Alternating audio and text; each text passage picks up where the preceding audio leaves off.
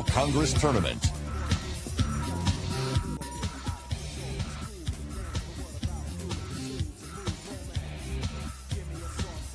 Welcome out to the NBC World Series as it is the final night of action. We get ready for the Santa Barbara Foresters and the Lonestar Baseball Club in tonight's championship series. We'll see if it takes one game or two.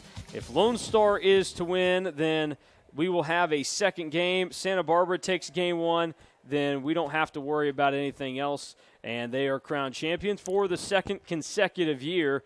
As we look forward to what is in front of us tonight. Mason Voth here at Riverfront Stadium with you, joined by Anthony Georges as we get ready for the final night of the NBC World Series between two teams that have put together really nice performances, and we saw them just a couple nights ago. Lonestar didn't get to hang around, but Santa Barbara is one of the most impressive teams that's ever come to the NBC World Series.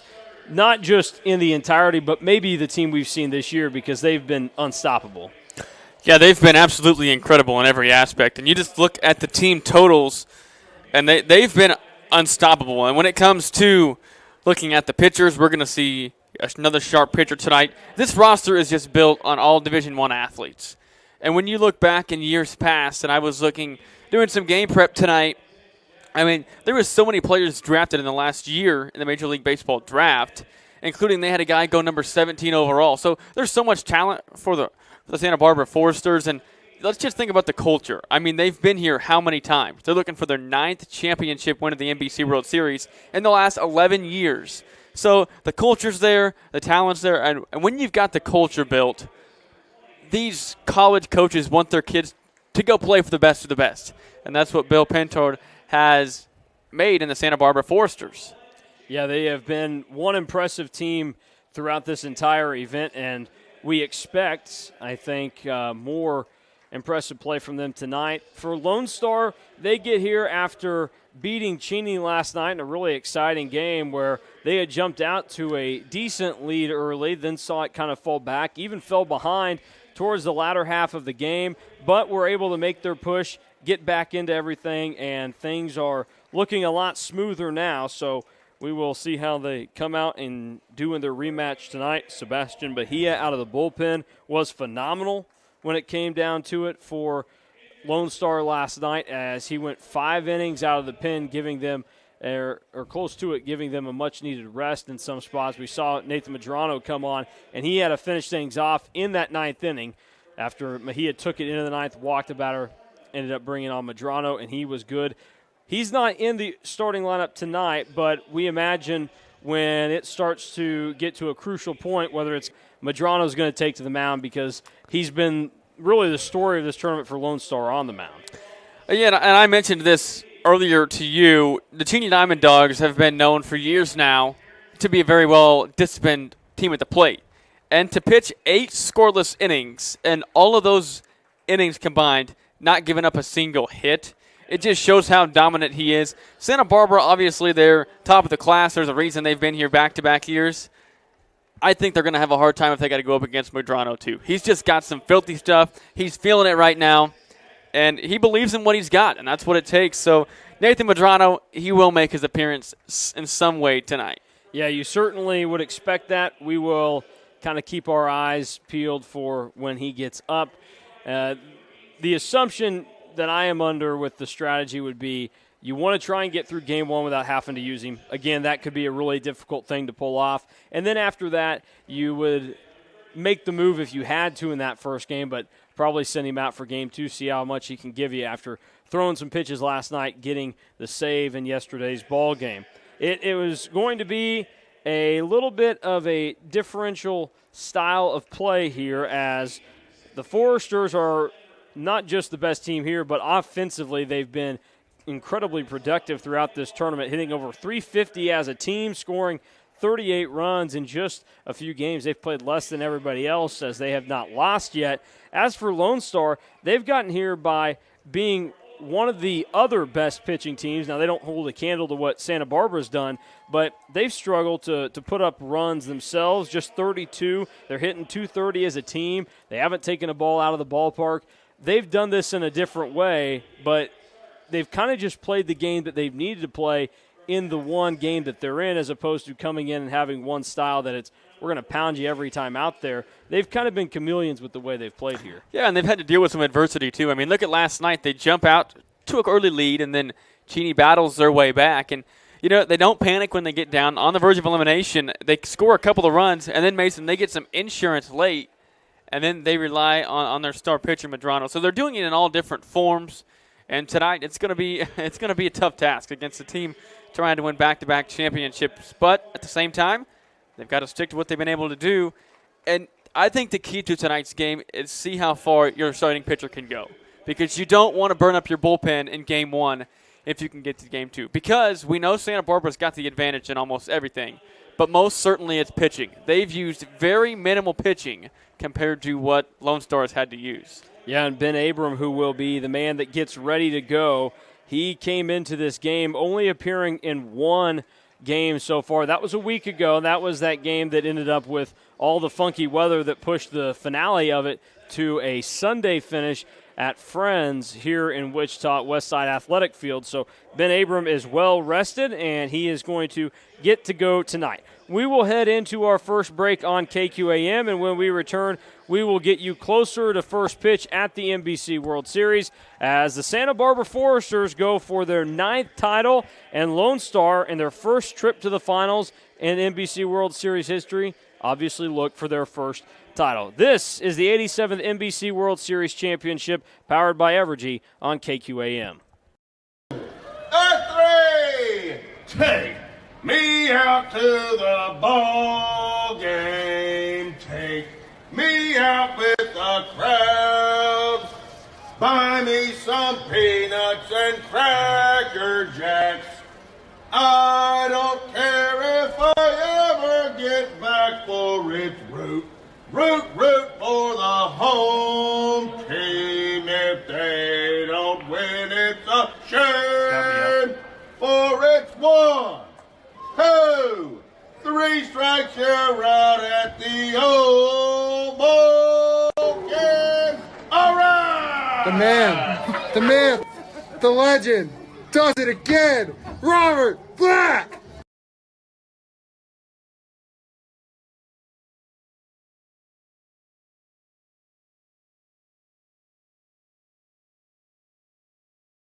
Travis Chestnut. And the starting pitcher for Lone Star Baseball tonight, number 15, Davis Lukert. Now the starting lineup for the Santa Barbara Foresters. Leading off, playing shortstop, number 12, Seth Stevenson. Hitting second, third baseman, number 5, Dylan Campbell. Batting third, the right fielder, number 17, Steven Zobak. Hitting fourth, the designated hitter, number 44, Tanner Otremba. Batting fifth, left fielder, number 10, Ryan Robleski. Hitting sixth, second baseman, number 22, Andrew Kachel.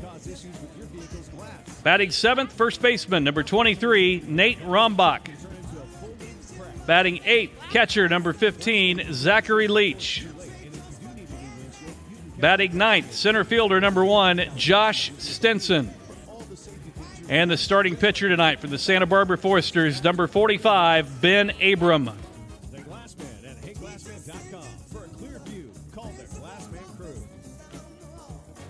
Ladies and gentlemen, we ask that you please rise and remove your caps at this time as the colors will enter the left field wall, presented by the Tornado Alley Young Marines.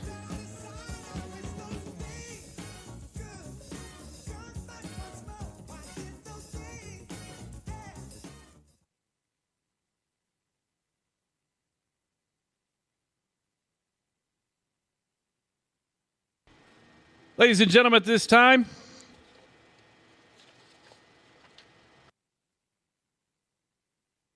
we want to introduce singing our national anthem tonight. Would you please welcome Craig Richardson?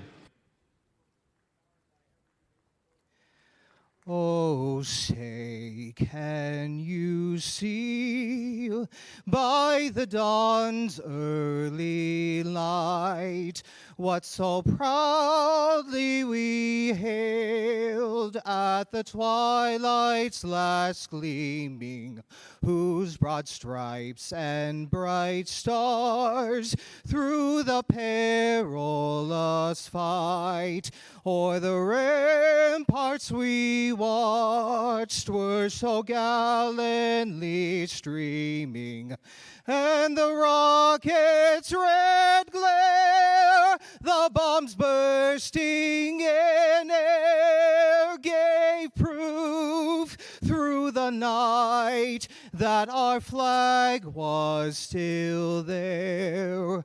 Oh, say does that star-spangled banner yet wave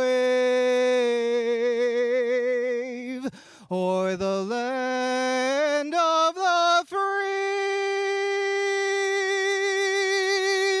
and the home of the brave? Ladies and gentlemen, would you please remain standing as the colors exit the field?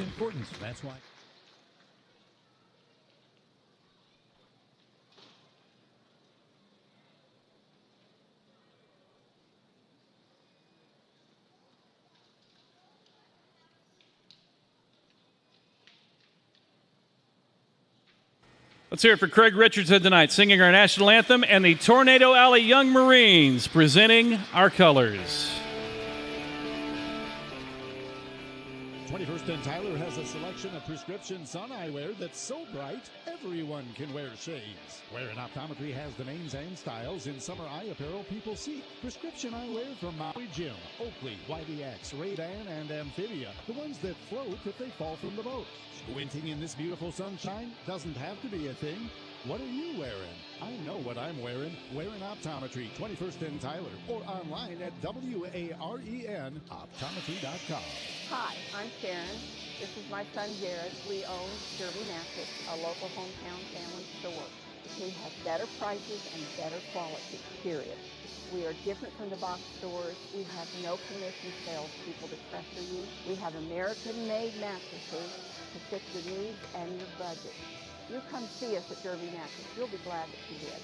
No dancing animals, no gimmicks. Next to the American Legion, Derby Mattress, 105 South Baltimore, Derby. Jesse Soria of Cholita's Mexican Restaurant. Me and my wife have owned it for over 30 years. I have 5 kids, raised them all in the restaurant. They grew up working in the restaurant industry. We feel like we're locally owned. We're going to see you guys wherever we go shopping. You guys are going to see us, and it's important that we bring you a good product because we take pride in what we do. Cholita's Mexican Restaurant, Westling Shopping Center, Central and Tyler. Open Monday through Saturday from 11 a.m. to 9 p.m. This is NBC Baseball on the Big Talker KQAM. Welcome back to Riverfront Stadium. We get ready for first pitch, and with tonight's starting lineups for the Lone Star Baseball Club, here's Anthony Georges. Leading it off for Lone Stars, the center fielder Justin Dunlap, followed by the third baseman Andre Jackson. Batting third, it's the first baseman Max Poles. Batting cleanup, the right fielder Reed Beverly. Fifth, the shortstop Brendan Ryan. Sixth, it's the designated hitter Kyle Cronk. Seventh, the left fielder Rudy Reyna. Eighth, it's the catcher Justin Taylor. And rounding out the order, batting ninth, it's the second baseman Travis Chestnut. And on the mound tonight, Davis Lucart is the pitcher for Lone Star. So that is how the Lone Star Baseball Club will come to the plate in tonight's ball game, as we are waiting to finish the first warm-up pitches from Ben Abram, tonight's starter for Santa Barbara. 4 1/3 innings pitched so far in this World Series. 2 hits, no runs, 5 strikeouts, and a walk. That was a week ago in Hutchinson against the 3-1-6 Sluggers, prior to the weather going nuts on everybody and slowing everything up. As we get ready for first pitch at this 87th NBC World Series championship game in downtown Wichita at Riverfront Stadium. Weather at first pitch tonight, 86, partly cloudy. Wind 10 miles per hour blowing in from right field. We are ready to go. First pitch at 6:06, and it's strike one from Abram.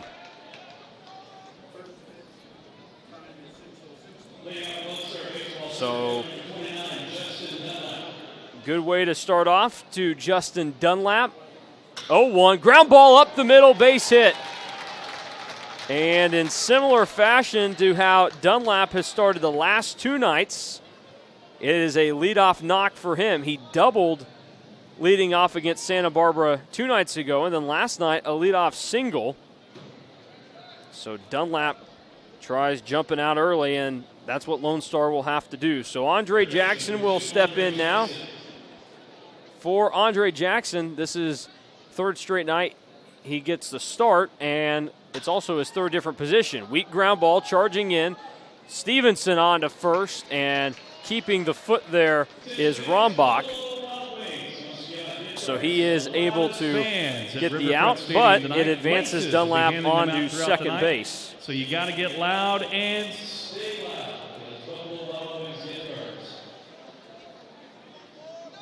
stepping in will be the left-handed hitting first baseman Max Poles.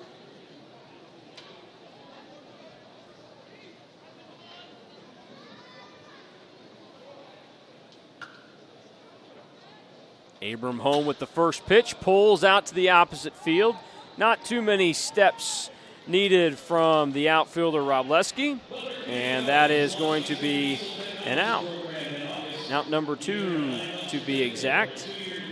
Here comes the right fielder Reed Beverly.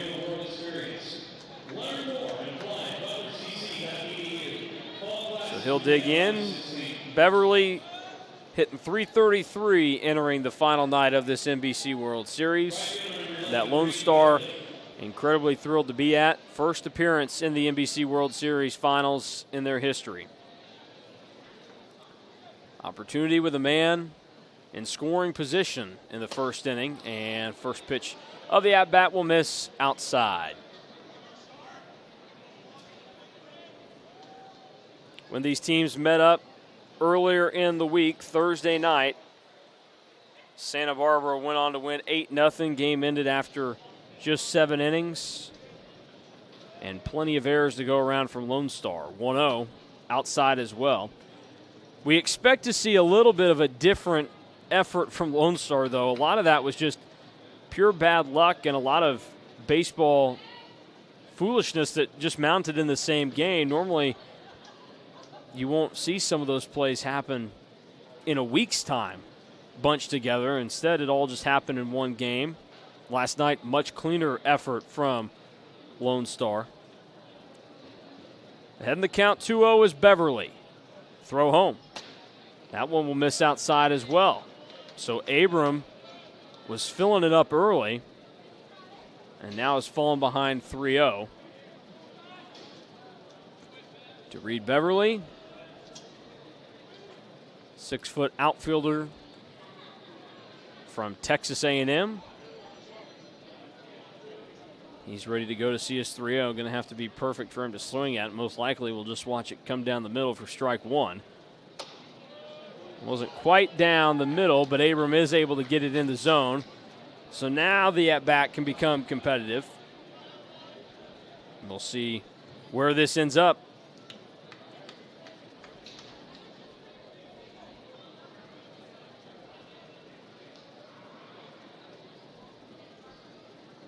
Abram comes set, 3-1. Kick home. And fouled back into the mitt of Leach, who is behind the plate doing the catching tonight for Santa Barbara in Game 1. Again, of note, Santa Barbara can end it in Game 1. If Lone Star wins, there will be a second game tonight. Count now full, with Dunlap still standing on second. 3-2. And missing up, ball 4. So first and second for Brendan Ryan, who will come to the plate.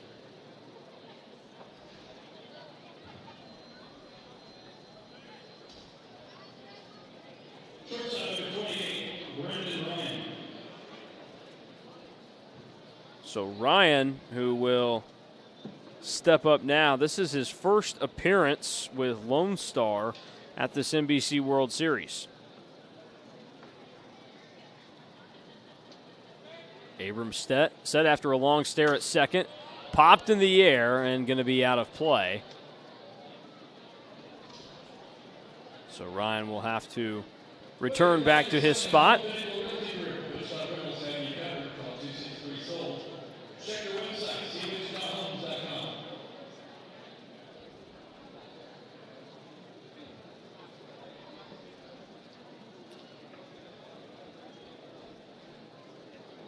A 1 count to start for Ryan. Playing shortstop in tonight's game for Lonestar. Abram home. And pitch that was swung at on the inside.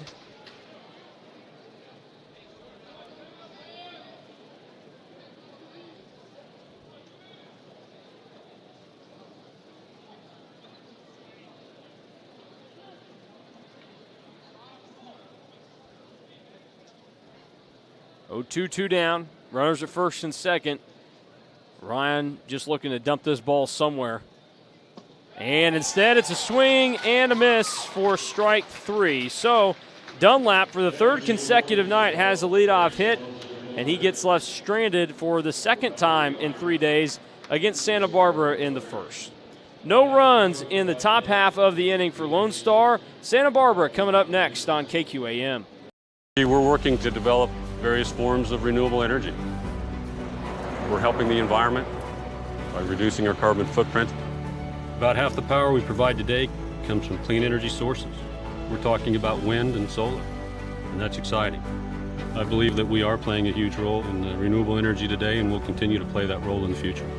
I'm proud to get up every day and generate power for my community. I'm Wes Mizell. I'm the Senior Manager of Renewable Generation for Evergy. CollisionCenter.com. Even the finest jewelry needs repairs sometimes. It's time to get back in touch with Hutch. Time for fun. For up, down, all around fun. Fun at last in the Kansas sun. And Hutch has it all. Loads of sports, hiking trails, fun aquatic venues, and of course, all in our beautiful natural Kansas outdoors. All perfect for family and friends to be together once more. So visit Hutch again for the great outdoors.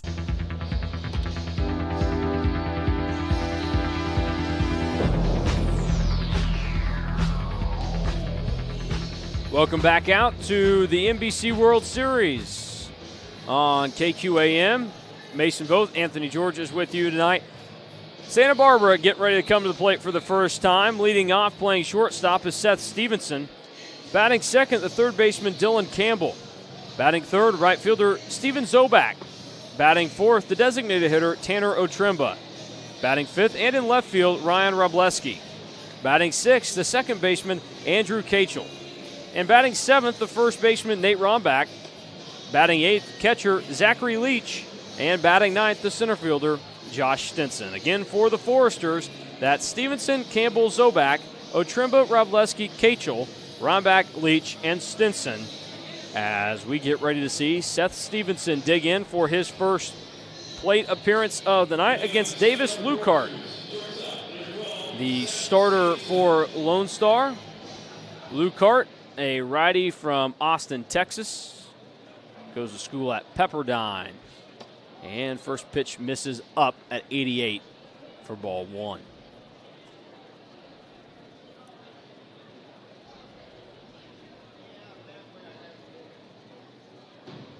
Stevenson 6 of 14 at the NBC World Series entering tonight. Fouls that pitch out of play. Good crowd on hand for the final night of action at this event that started last Wednesday in Hutchinson. Then this Monday made its trek down to downtown Wichita again for the first time in a few years. 1-1, misses outside. It was a weird stretch in some regards for the NBC to not be played in this spot downtown, but now brand new ballpark is a beautiful setting for it. 2-1, missing out again. So Lucart will have to try and dial it in a little bit more.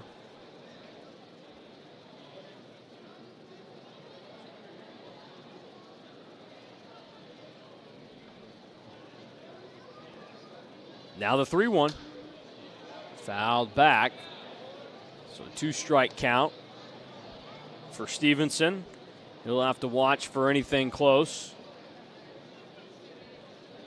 Lucart will look to make a pitch here that is good enough to get the out, but not bad enough to be ball 4. Set at the hips, and he'll fire home. And rocket it out to left field. Going back is Reyna. Early offense for the Foresters. Goodbye home run. Seth Stevenson with his second bomb of the tournament, and Santa Barbara strikes first.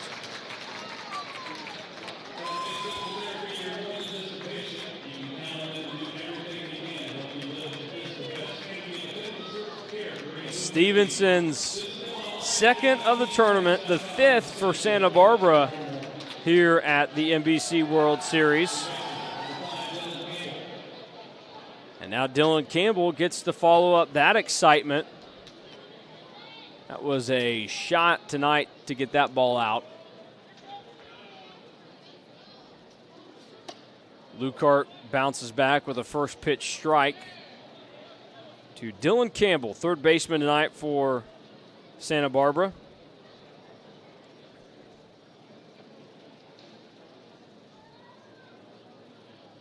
Now the 0-1. Gets away, goes out at 79 is what it was clocked at.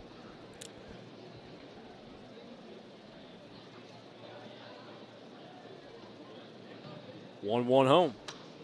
Fought off foul by Campbell as he tried getting a hold of it there.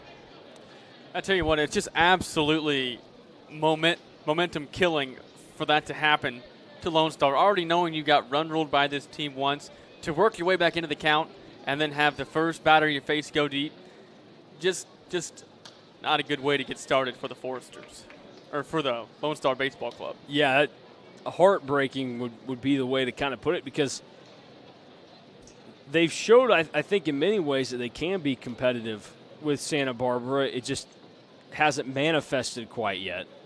1-2 from Lucart again, and another one fouled off by Campbell, so he's battling here.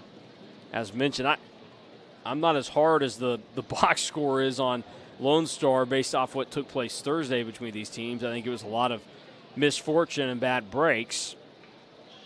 And you have to be perfect to beat a team like Santa Barbara. 1-2 again. Another one fought off. So Campbell keeps battling here. And we'll have to see how this all shakes up for him.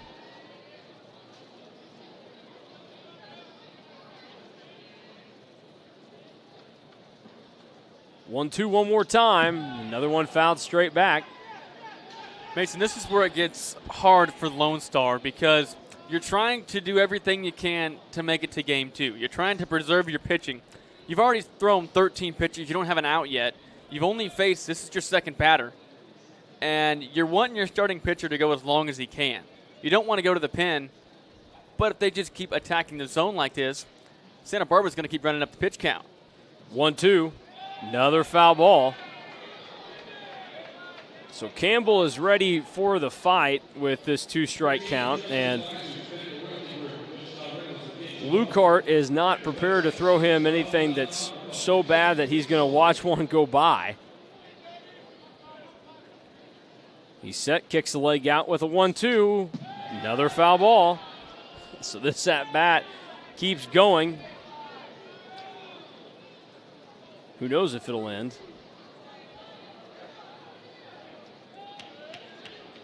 Still just the second batter of the inning for Santa Barbara. 1-2, one more time, and there's a swinging strike 3. So Lucart finally makes the pitch that he needed there. That ends up being pitch number 16 already in the inning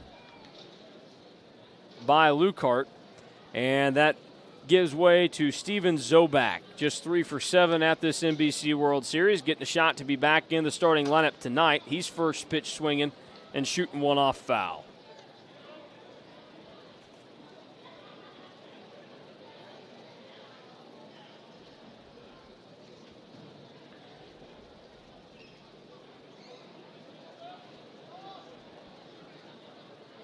Lucart ready for an 0-1 to the lefty at the plate. Pitch comes inside and hits him. So kicks off that front foot. So a hit by pitch to get started. That at bat with Campbell, here's how it went. Swinging strike, ball, foul, foul, foul, foul, foul, foul, foul, strike 3. So a little bit of a battle to get your night going, and I'm sure that didn't really help ease the nerves all that much of Lucart out on the mound. He comes back and he hits Zobak, and now a shot that's going to be down the left field line, just foul. Tanner Otremba tried turning on that one, just barely missed a knock. So Zobak will return to first.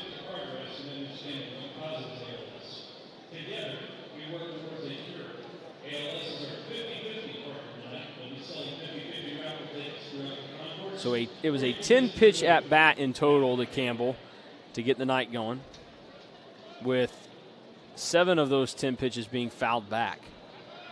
Now a pickoff attempt over to first does nothing.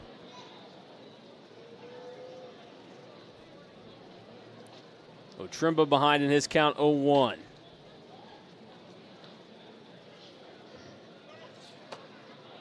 Swing and a miss as Zobak faked getting off and going.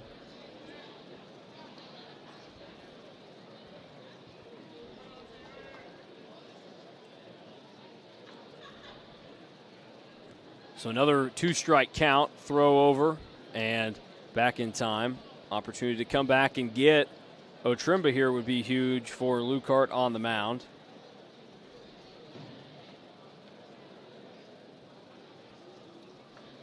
O2 swung on and swinging strike. I think at first maybe got a piece of it, but did still get caught in the back of the mitt of the catcher Taylor. So that gives way to Ryan Robleski. Robleski 2 for 6 at the NBC World Series as he digs in. Robleski from Eden Prairie, Minnesota.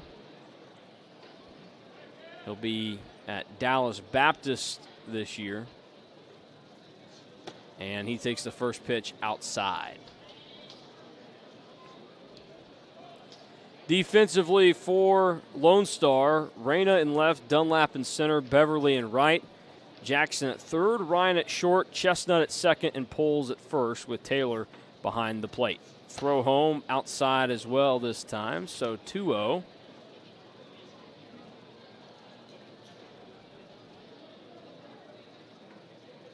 Perfect night for baseball in downtown Wichita.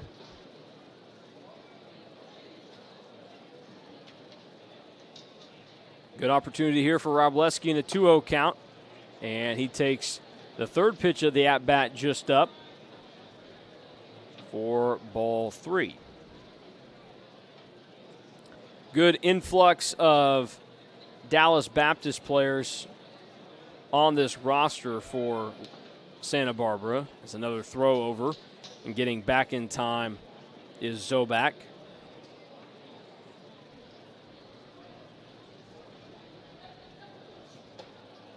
And there is ball 4. So after the home run, you can throw 2 strikeouts into the mix, but also a hit by pitch and a walk. Now puts runners at first and second with 2 down. Andrew Kachel will step in. Kachel, left-handed hitting second baseman tonight.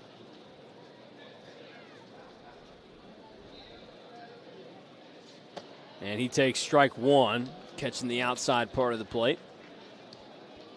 Kachel 2 for 9 to this point at the NBC World Series.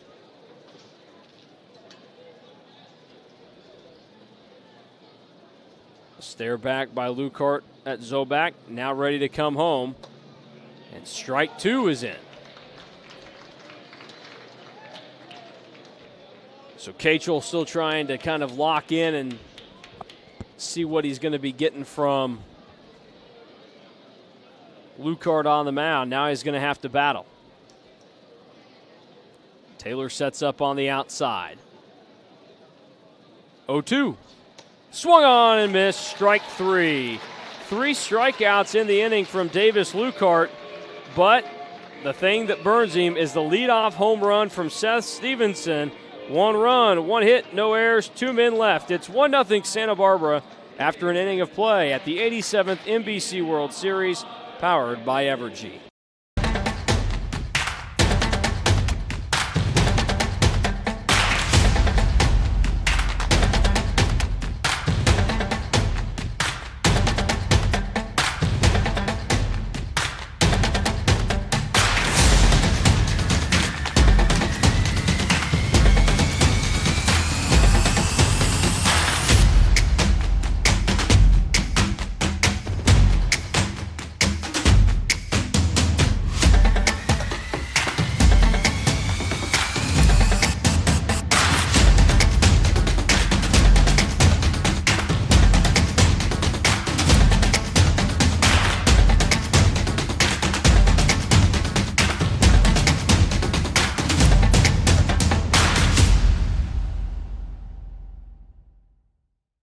Your vehicle just right in the Quartz site. Just Right Auto Repair, your Intoxilock ignition interlock installation specialist. Back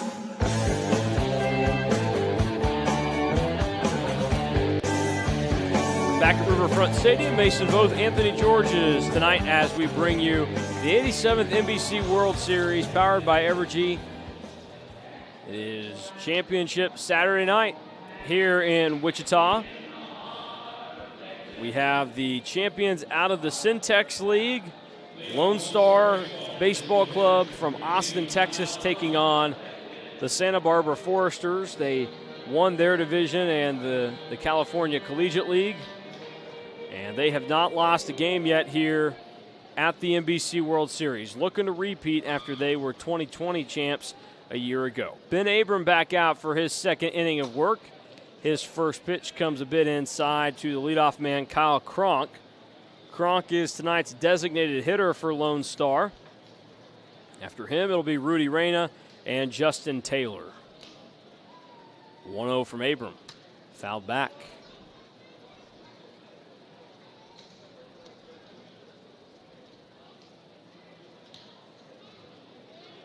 Cronk got to see an off-speed pitch to start the at-bat. Last night for Cronk, a forgettable one. He went 0 for 5. And now a ground ball up the middle, and forget about the 0 for 5. He's 1 for 1 tonight. A leadoff single, so back-to-back innings to start where Lone Star will put a man on base to get things going. Now the goal would be not to leave him.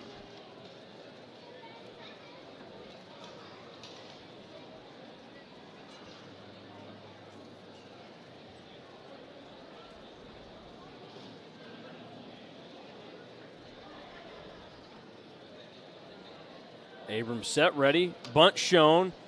Gets down, but will roll foul. So everybody will move back. For Reyna last night, he got the start. It was just his third game at the NBC World Series and first time he was able to get a full night of plate appearances in. He went 1 for 4 with a double and came around to score in the fourth inning a night ago. For the 0-1, check on the runner over at first. But back in time is Cronk.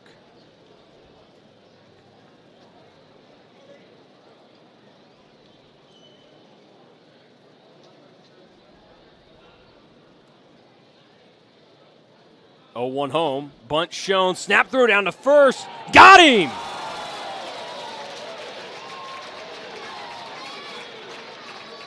Nice move by Leach behind the plate to gun down Cronk as he got a little too far off.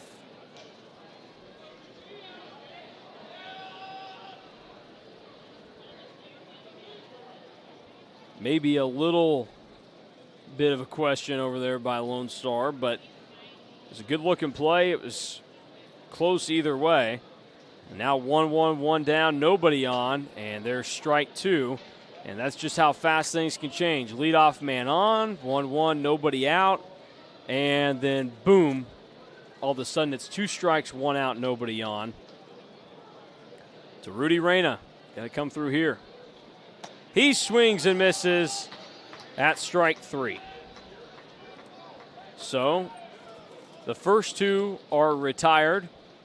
In order still, just a little bit of a different way to get there.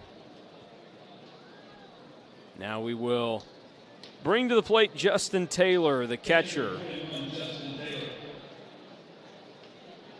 Right-handed hitter, 3 for 19 at the NBC World Series. He swings and misses at the first pitch that goes to the bottom of the zone.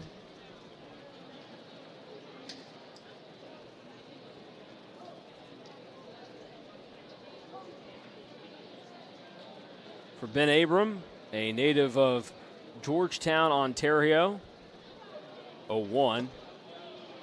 And fouled back into the glove of Leach. He will get ready for his 4th year at the University of Oklahoma this upcoming season.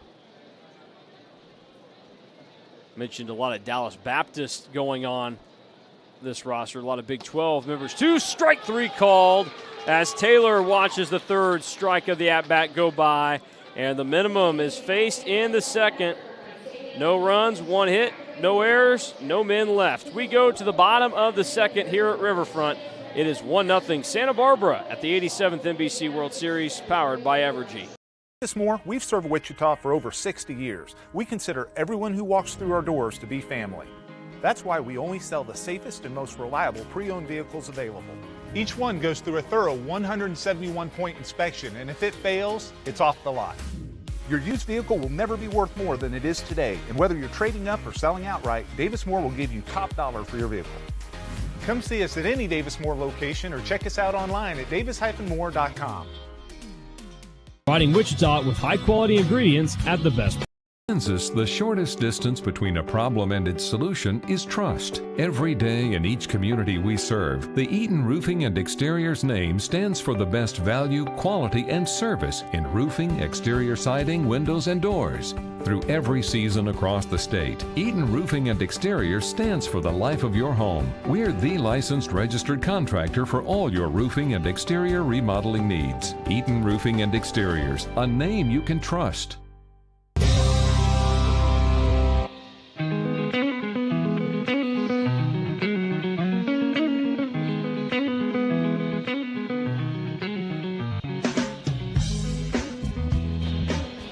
Back at Riverfront Stadium for the 87th NBC World Series, powered by Evergy. Mason Voth, Anthony George is with you. We get ready for the bottom of the 2nd to get underway. Due up this inning is the bottom of the order for the Santa Barbara Foresters.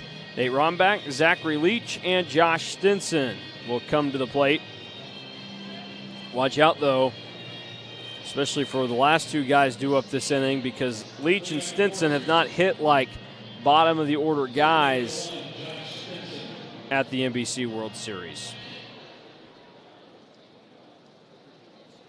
First pitch to Rombach misses. Gone all the way to the wall for ball 1.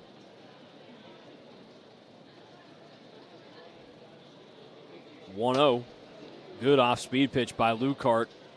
Has Rombach fooled. For Lone Star, already 3 base runners in this game through 2 innings, but they have not been able to do enough with those base runners. 1-1. Ground ball, right side, fielded cleanly by Chestnut and on to first for out number 1. So the play made by Chestnut and Poles, 4-3 putout, and that paves the way now for Zach Leach to come to the plate. 3 for 5 at the NBC World Series, so not a ton of appearances, but just made that impressive throw down to first to retire the base runner last inning for Santa Barbara. First pitch missed for ball 1, 1-0 home. Big swing and a miss from Leach, the catcher in tonight's game. We'll have to see how Lone Star will respond. Lukart had about as interesting of an inning as you can have, as there's strike 2 in. But the leadoff home run and then a strikeout, then comes back to hit a guy, a walk, and then 2 more strikeouts also thrown in that mix. So it's just kind of a weird deal that he danced around last inning. He's got the stuff to compete here and there. On a 1-2 pitch, gets a ground ball to the right side and stepped on by Poles. So 2 quick outs here in the second. And here comes Josh Stinson.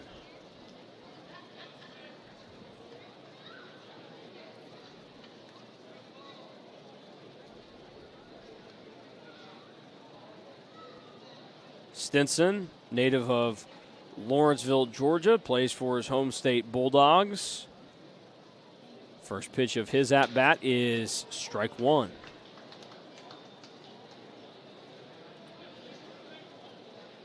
He's one of just about 4 SEC players on this roster for Santa Barbara. The other 3 all play at Arkansas. There's a ball left down for ball 1.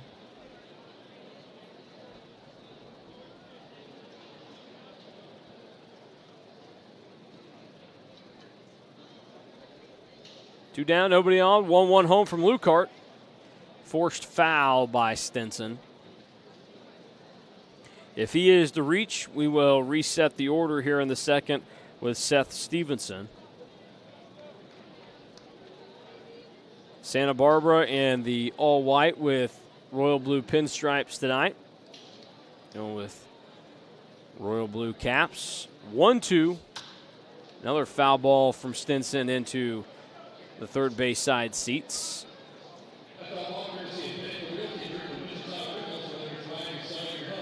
So Lukart continues to fight on the mound. Had a 30-pitch first inning.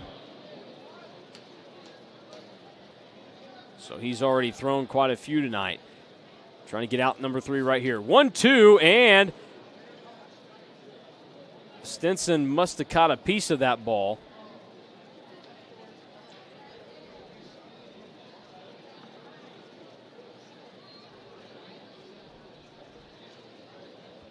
So he continues to fight after a foul ball goes off of himself.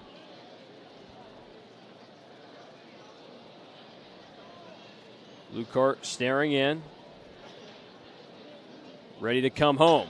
Stinson, that ball is going to get down for a 2-out single as he drops it into center field in front of Dunlap, who came on. So we will get to see Seth Stevenson come to the plate.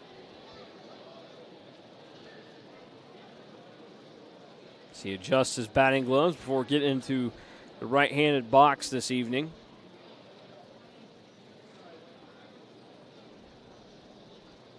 Had to deal with some of the extreme heat of the middle part of this week, but the payoff was getting 2 beautiful nights back-to-back. Stevenson swings and misses at the first pitch of this at-bat from Lukart.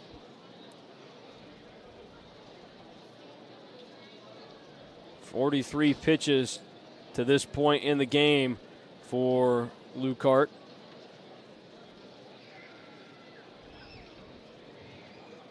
He comes set. Stinson takes off, going for second. The throw down, it is in time, but the throw was high, so Stinson is in safely.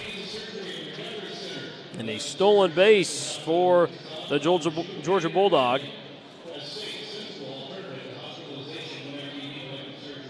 Nice effort there by Stinson. You could see him getting the timing down after the first pitch of the Stevenson at-bat. So now Lukart stares back at him as he continues to dance around a little bit. 1-1. Did he go? Yes, he did, says first base umpire Conan Strobel.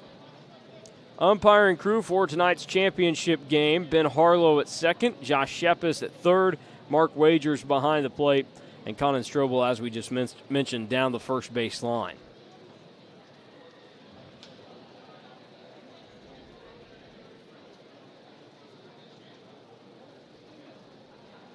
1-2 count, 2 down, man on second. Lucart home. Fouled straight back.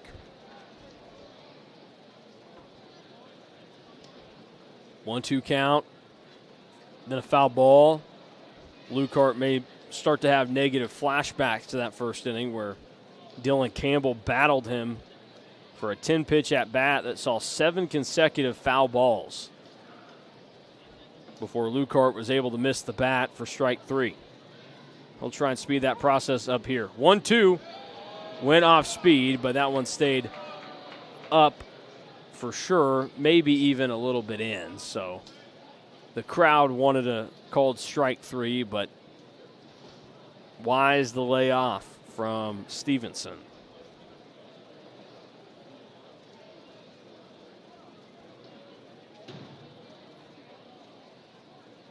Couple checks of the runner, throw home. In the dirt, blocked by Taylor behind the plate.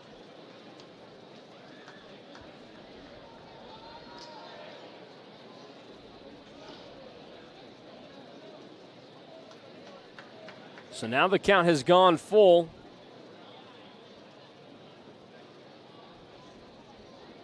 We'll see how Stevenson does here. Looking to follow up that leadoff home run in the first with something big now.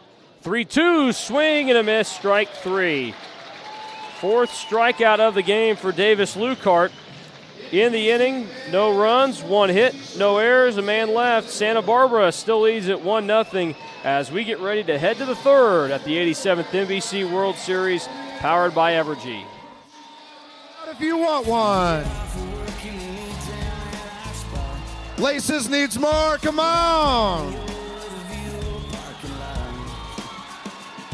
They both got one more, who wants some? Thank you to our friends at Davis Liquor.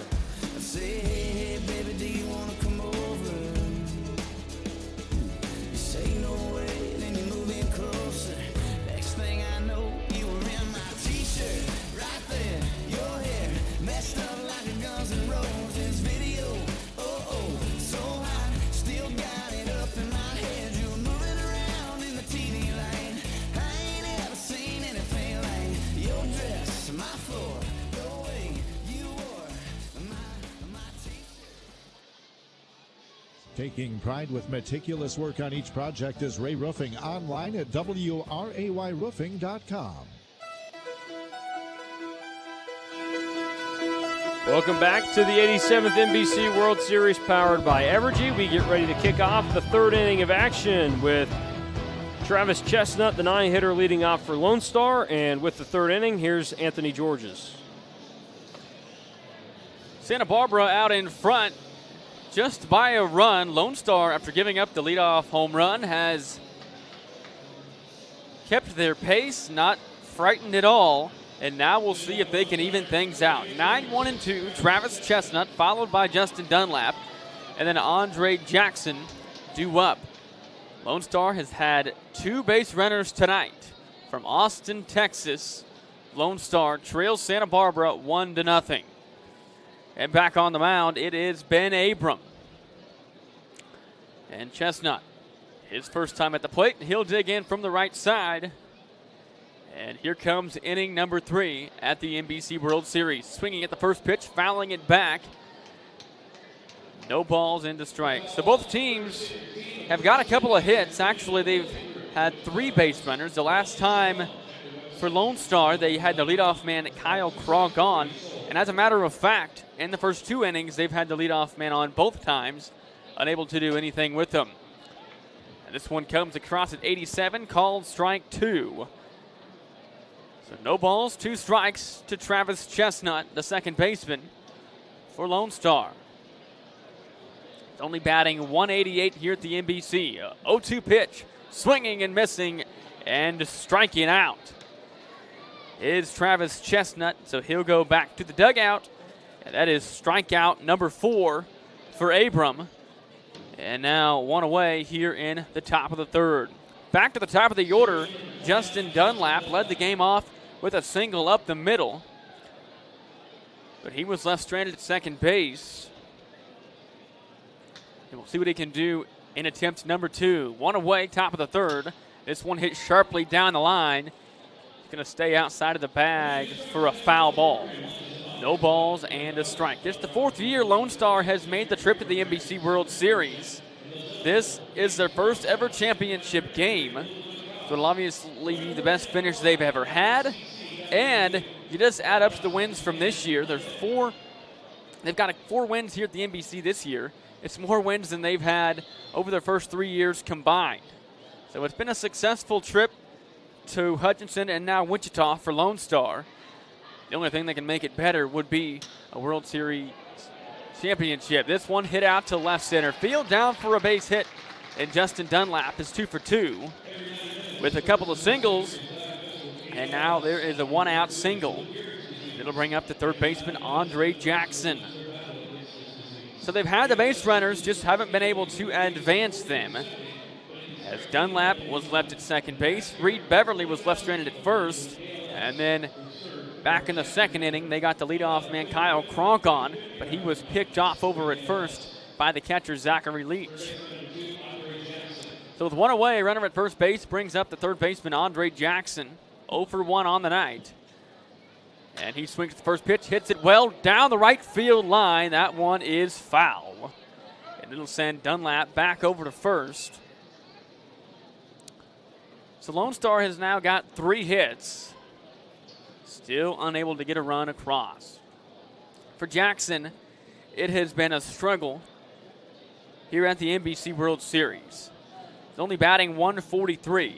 Only got a total of 3 hits during his stay here. Looking for hit number 4 right here. And the 0-1 comes in low for ball 1.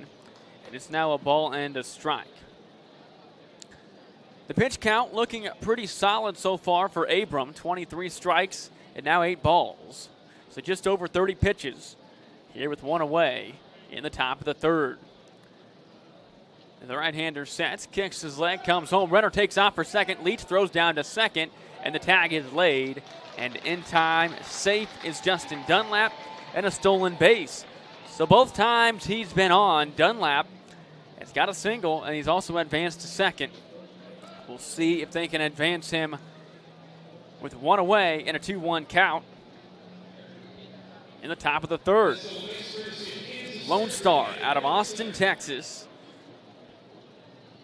This is the 11th appearance for a team from Texas that's been in the NBC World Series championship game. This one comes outside for ball 3. Came across on the radar gun at 83. 3-1 now the count to Jackson. Grabbed it out to the shortstop for the first out of the game in his first attempt. So he's ahead in the count, 3-1. That's got Max Poles on deck. Here comes the leg kick coming home, swinging, hitting it out to right field. That's down for a base hit, and rounding third is Dunlap. The throw to the plate. There's going to be no play at home in their first run. Justin Dunlap is across, and advancing to second is Andre Jackson. As Leach had to move off the plate, the ball got past him, and that advanced Jackson over to second.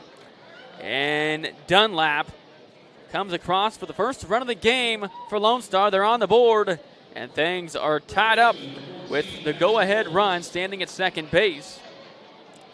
As it was just a little blooper out to right field, and Zobak threw it in a little bit off target. And it does get a run across. So it's 1-1 here, top of the third. On just this absolutely beautiful night for a championship at Riverfront Stadium. Throw back to second. The shortstop Stevenson made his way over. Laid the tag, nothing happening at second. Back safely is Andre Jackson. So now 4 hits have been compiled for Lone Star. They do get a run across. And now we'll see what Max Poles can do. Flew out to left field. Wroblewski made the catch back in the first.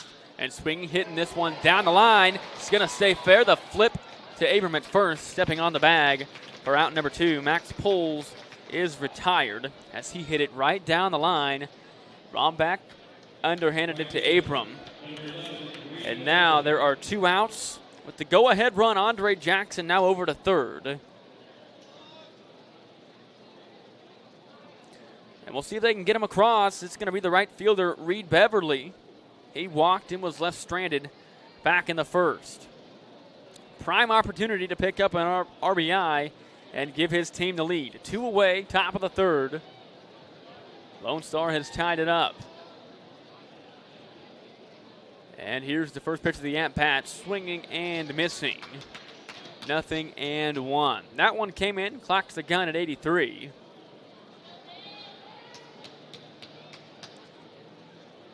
And Abrams sitting at 35 pitches right now. 26 strikes, only the 9 balls. Now he'll set with the runner at third and comes home. 0-1, low and outside for ball 2.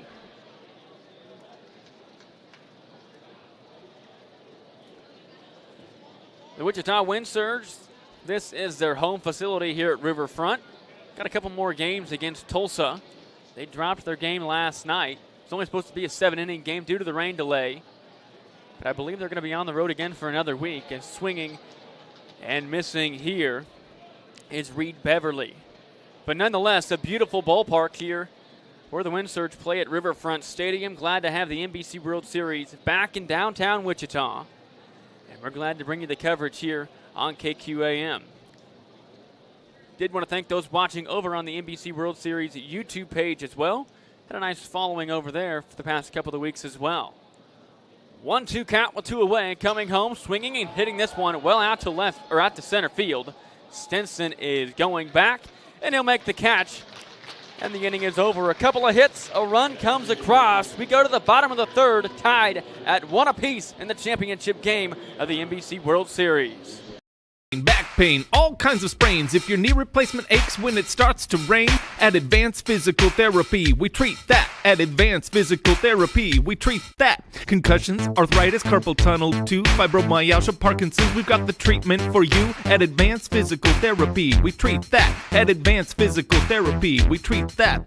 One-on-one sessions with a personal touch. Ask our thousands of patients why they love us so much. At Advanced Physical Therapy, we treat that. At Advanced Physical Therapy, we treat that. A Mexican restaurant continues to provide the great service and food you have come to expect, and they've expanded on.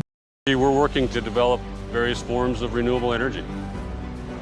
We're helping the environment by reducing our carbon footprint. About half the power we provide today comes from clean energy sources.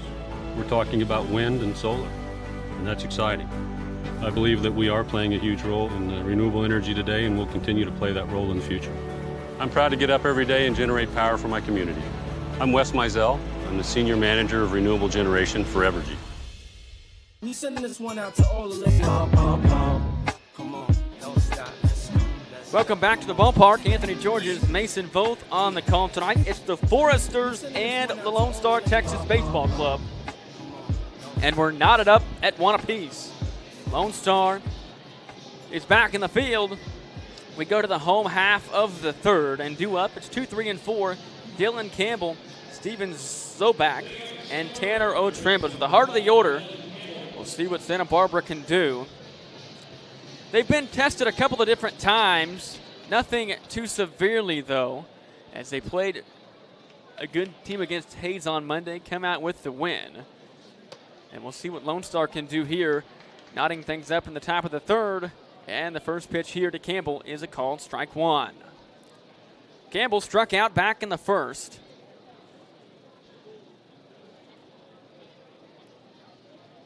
Luke Hart comes home with the 0-1. This one finds the zone again. Called strike 2. Nice crowd on hand tonight here at Riverfront. Still looking for something to do. It's only the bottom of the third. Come on out and join us. And it should be an exciting finish to the NBC World Series. 0-2 pitch coming home, swinging and popping this one up. And it is going to find the seats right in front of us. And there is a souvenir without even having to leave your seats. Campbell battling here with Zobak on deck. For Campbell, batting .277 here at the NBC. He's got a home run, 4 RBIs. but he's down in the count. No balls, 2 strikes. Lukart kicks the leg, 0-2 pitch, swinging, well hit out to left center field. That one is back, and it is going to roll all the way to the wall and into second base. And rounding second, he'll stop there. It is a stand-up double for Dylan Campbell. And Santa Barbara has got the leadoff man standing at second base with nobody out in the bottom half of the third. And that is the go-ahead run for the Foresters. And that'll bring up Steven Zobak, was hit by a pitch in his first attempt. That is hit number 3 of the night for Santa Barbara. They've got a home run, a single, and now they've got a double. It's Josh Stinson singled back in the second, and Seth Stevenson hit a solo home run in the bottom half of the first to lead things off for Santa Barbara. And swinging away, hitting this one out to left center field as well. Back of the warning track, making the catch is Reyna. Tagging for third is Dylan Campbell. But back-to-back well-hit balls out to left center field. Has a runner sitting at third base. And Zobak has a meaningful out. And that is a fly ball out to left center. One away, and now it's the designated hitter, Tanner Otremba. Pitch count getting close to 60 here in the third for Davis Lukart. With one away, Otremba going to try and drive in the go-ahead run. Swinging and fouling it back into the netting is Otremba. Swinging strikeout back in the first for out number 2 is how he was retired. Batting .461 here at the NBC. 6 RBIs. Here's a chance for 7. No balls, 1 strike coming home and missing outside for ball 1. I tell you, Lukart, he's got kind of a long leg kick as he sets and then delivers, but it's a 1-1 count with 1 away. And here's a pitch, swinging and just popping this one up and out of play. Should get out of the stadium, and it will. Now 1-2. Santa Barbara's got 3 hits on the night. Looking for hit number 4.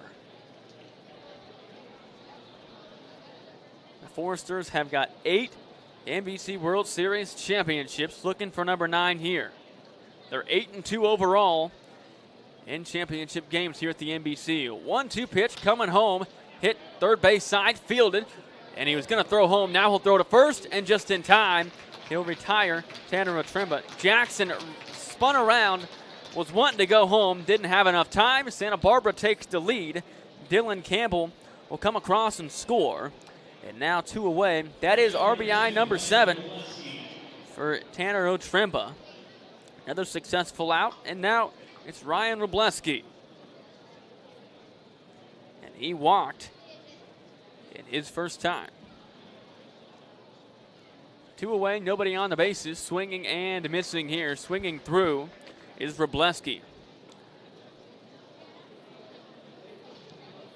Bottom of the third, 2-1's our score. Santa Barbara scored on a solo home run back in the first, and Campbell scored here in the third. It has been a very evenly matched ball game so far. Lukart, no balls, 1 strike, coming home, swinging, hitting this one out to straightaway center field. Dunlap is under it, and he'll make the catch to end the inning. The Lonestar gets a run in the top of the third. Santa Barbara takes it back. 3 innings in the books on KQAM. The Foresters 2, Lonestar 1. The warm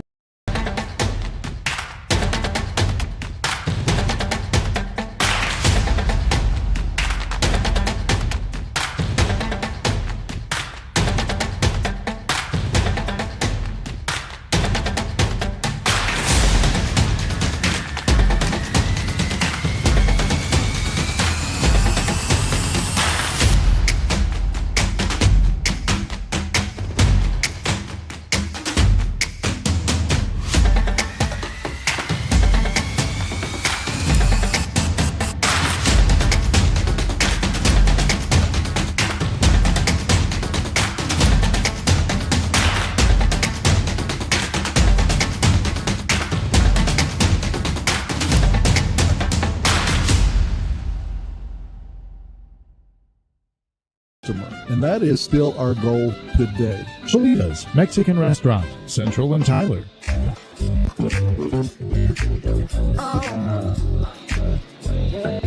We go to inning number 4 here at Riverfront Stadium. Lone Star will come back to the plate. They'll send 5, 6, and 7. Brendan Ryan, Kyle Kronk, followed by Rudy Reyna. 5, 6, and 7 due up. And Ben Abram is back on the mound. So I'll tell you what, so far it's been a success for Lone Star.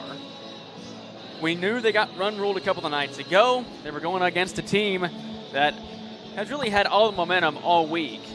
And they're riding on a championship, being the defending champions from a year ago. But they've hung in there after, their pitcher throwing 30 pitches in the first inning, a leadoff home run. They've hung in there and done a nice job. We'll see if they can keep up with the scoring, though. It's 2-1 right now. And Brendan Ryan set to lead things off here in the top of the 4th on KQAM. And the first pitch of the 4th inning. Bunt being showed, pulled back. And it is ball 1. Ryan to the shortstop. 0 for 1 on the night. Abram goes over his head, kicks his leg, and swinging through and missing this one is Ryan. Tell you what, Zach Leach behind the plate. Phenomenal catcher out of the University of Arkansas.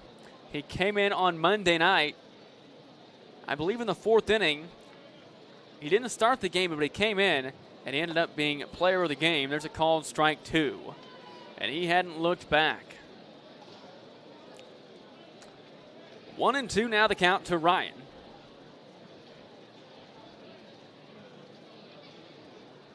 They've got their leadoff man on, and 2 out of the 3 innings has Lone Star. This one is swung on, make it 3 out of 4, hit out to right field. And Brendan Ryan is on with a single, hit number 5 for Lone Star. And the trend continues with singles to get things started for Lone Star. Now it'll be the DH, Kyle Kronk. And he got on back in the 2nd before he was picked off by Leach. And we'll see if it comes down to a 1-run game, we'll see if that plays a factor, because going up against Santa Barbara, you can't have any mistakes, and that was a mistake that was made, and that was the first out of the inning. And Kronk hits this one out to center field. Moving in is Stinson. He'll make the catch for out number 1. And now he moves to 1 for 2 on the night. Stinson had to charge in and make the catch, fighting the sun all throughout the outfield, even the shortstop battling the sun. But besides the shortstop and maybe even second base, most of the infield is covered. 1 away, it'll be Rudy Reyna, the left fielder, who struck out back in the 2nd. Throw back to first. Ryan is back in time. Lone Star has stranded 3 runners, including back in the 3rd. They left Andre Jackson over at 3rd base. So they've had the base runners. They've only been able to push across 1. Here comes the pitch. Swinging and missing here is Reyna. Due up next, it'll be the catcher, Justin Taylor. And Taylor struck out back in the 2nd.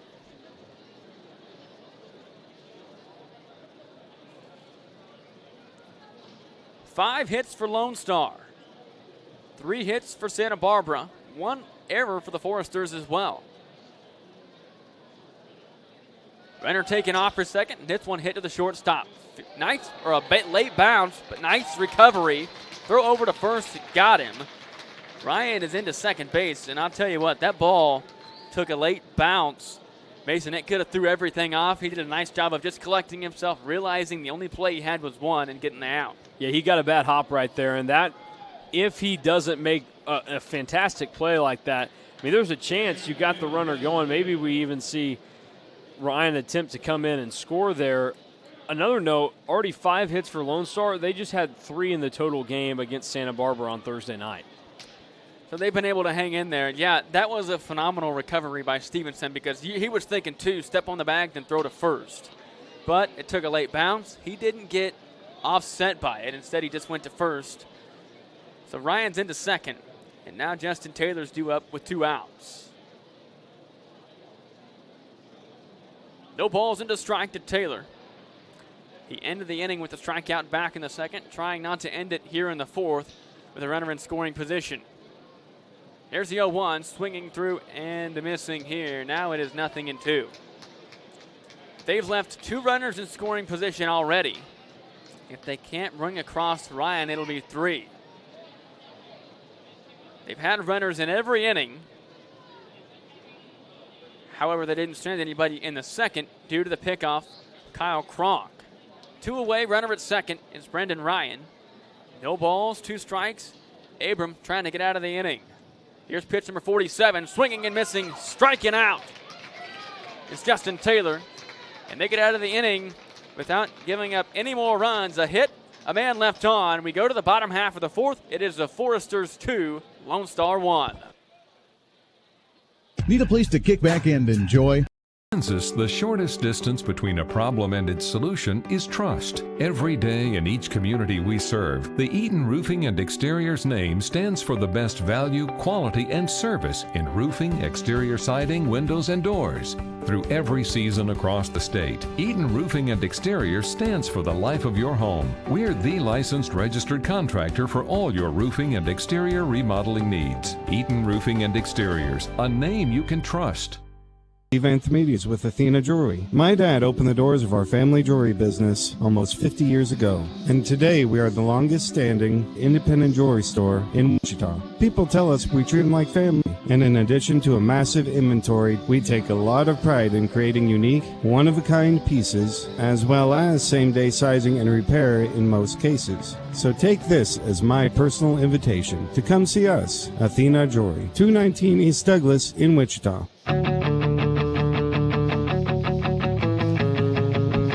Welcome back to the ballpark. Anthony Georges, Mason Voth on the call tonight. We go to the bottom half of the fourth. Santa Barbara Foresters lead the Lone Star Texas Baseball Club. Our score 2-1, and for Santa Barbara at 6, 7, and 8. Andrew Kachel, Nate Rombach, followed by Zachary Leach. So Kachel due up first. He's got a batting average of 200. And we'll see what Lone Star can do out in the field. They've been able to hang with the Foresters so far. It is the first appearance in a championship game for Lone Star. This is Santa Barbara's 11th championship appearance. And they won last year's championship 12-3 over the Cheney, Kansas Diamond Dogs. So here we go. Andrew Kachel, followed by Nate Rombach, and then Zachary Leach, 6, 7, and 8. And Kachel steps in from the left side, and we're ready to go in the home half of the fourth with Lukart back on the mound. And the first pitch of the inning is swung on and fouled back into the netting. No balls and a strike. In his first time at the plate, Kachel struck out swinging, ended the first inning, which seen a solo home run by Seth Stevenson to lead things off. 0-1, now the count. The leg kick coming home inside for ball 1. The flag out in right field, blowing straight away. So not nearly as much wind as we've seen throughout the first couple of nights here at Riverfront.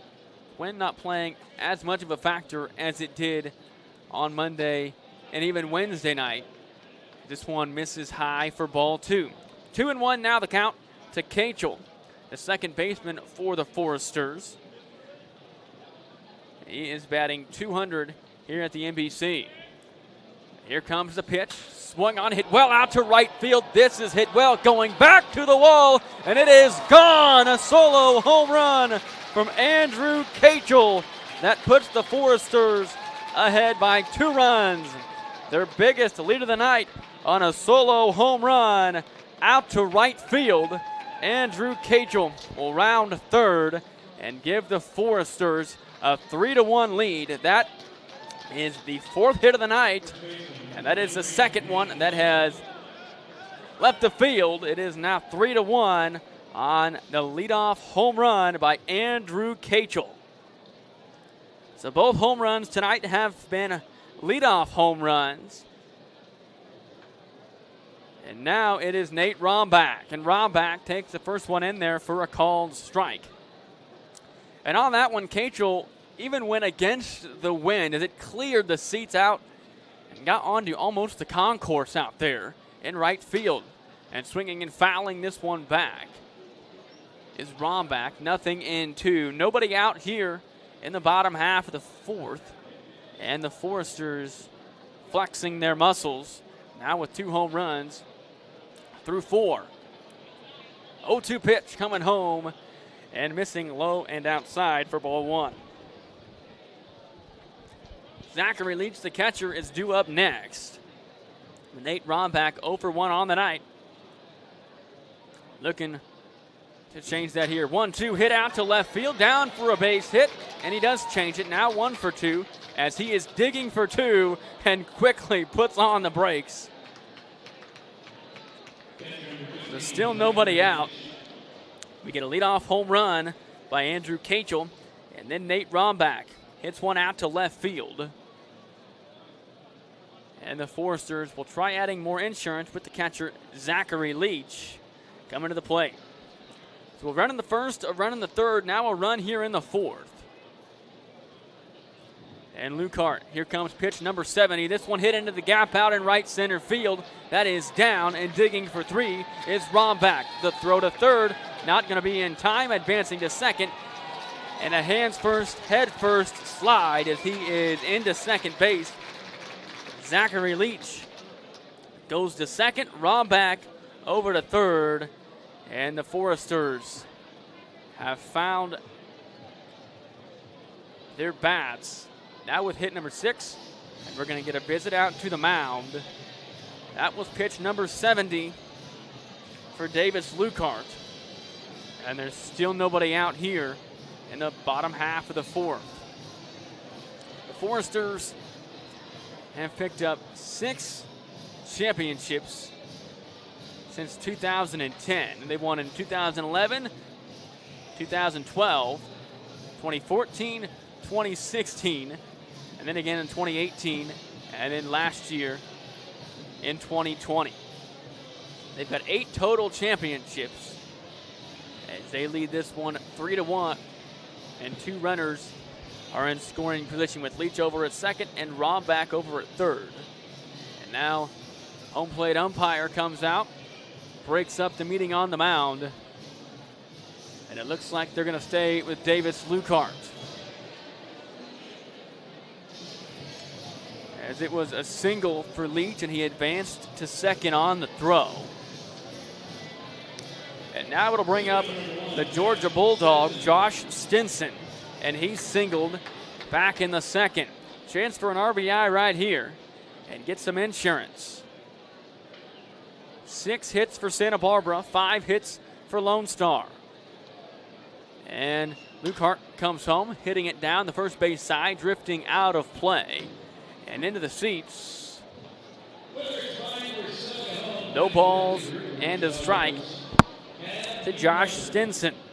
Coming into tonight, Stinson was batting .583 with 7 hits. Now he's got 8 for the tournament.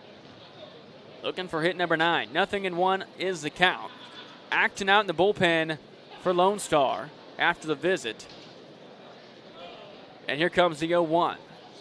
And this one again shot up way out of the stadium. 0-2. Top of the order due up next, Seth Stevenson and then Dylan Campbell. Here in the bottom of the fourth. Working out of the stretch. Here comes pitch number 73. Checks the runner at third. And now kicks the leg. 0-2 pitch. Swinging and fouling it back. Tell you what, Santa Barbara is just so disciplined at the plate. As they'll just continue fighting it off. As we heard earlier, I believe it was in the bottom half of the first. We had a 10-pitch at bat before Campbell was retired. 0-2 our count. And the right-handed pitcher sets and delivers. And swinging off the end of the bat, it'll roll foul. And we'll do it all over again. No balls, 2 strikes. Lone Star trying to limit the damage. For Santa Barbara, they scored a run in the first, a run in the third. Already a run here in the fourth with nobody out and runners now at second and third.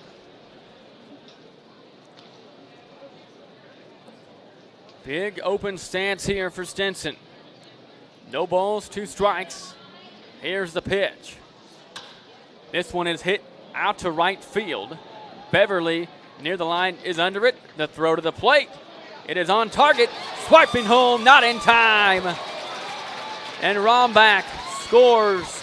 Run number 4 comes across for the Foresters. Leach goes to third. And a sacrifice fly out to right field for Josh Stinson results in his 3rd RBI of the NBC World Series. Leach goes over to third. And now we go back to the top of the order. It'll be the 3rd time through as Stevenson hit a home run out to left field back in the first, struck out in the second. And we'll see what he can do here in the 4th. He'll dig in from the right side. As Lonestar going to try and get through the inning with Lukart. Inside for ball 1. Coming into tonight, Stevenson was batting .429 with 6 hits. Number 7 was a home run. He's got a 1-0 count right here. And this one misses low and outside for ball 2. Flag still blowing almost into the ballpark out in right field, blowing basically straight away. 2-0 is the count. And here is the pitch. Swinging, hitting it down the right field line, drifting foul. And now it's 2 balls and a strike. There is some action in the pen. And it looks like Colton Drake from Carysville, Texas, is warming up in the pen, hoping to get through the inning. His Lonestar, 2-1, and fouling it back into the netting is Stevenson. So approaching 80 pitches. This next pitch will be pitch number 80 for Davis Lukart. Our score is 4-1. With another runner standing at third base. That's Zachary Leach. The count is even now. 2 balls and 2 strikes, 1 away. Bottom half of the 4th. And again, fouling it back into the netting. So we'll do the 2-2 once more. Due up next is Dylan Campbell. As the Foresters have tallied 6 hits, 4 runs, along with 1 error. 2-2 pitch. Hitting this one out to right field near the line. Long run. And sliding in. A good effort by Beverly. But it falls in foul territory. Doesn't make the catch. Had a long run, but couldn't quite get to it. As it was fouled off down the right field line. It'll be 2 balls and 2 strikes. Justin Eckhart was the pitcher a couple of nights ago when these two teams played. He went all 7 innings, only gave up 3 hits.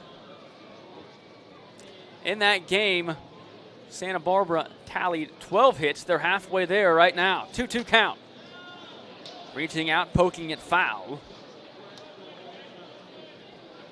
Is Stevenson. So just another long at bat here.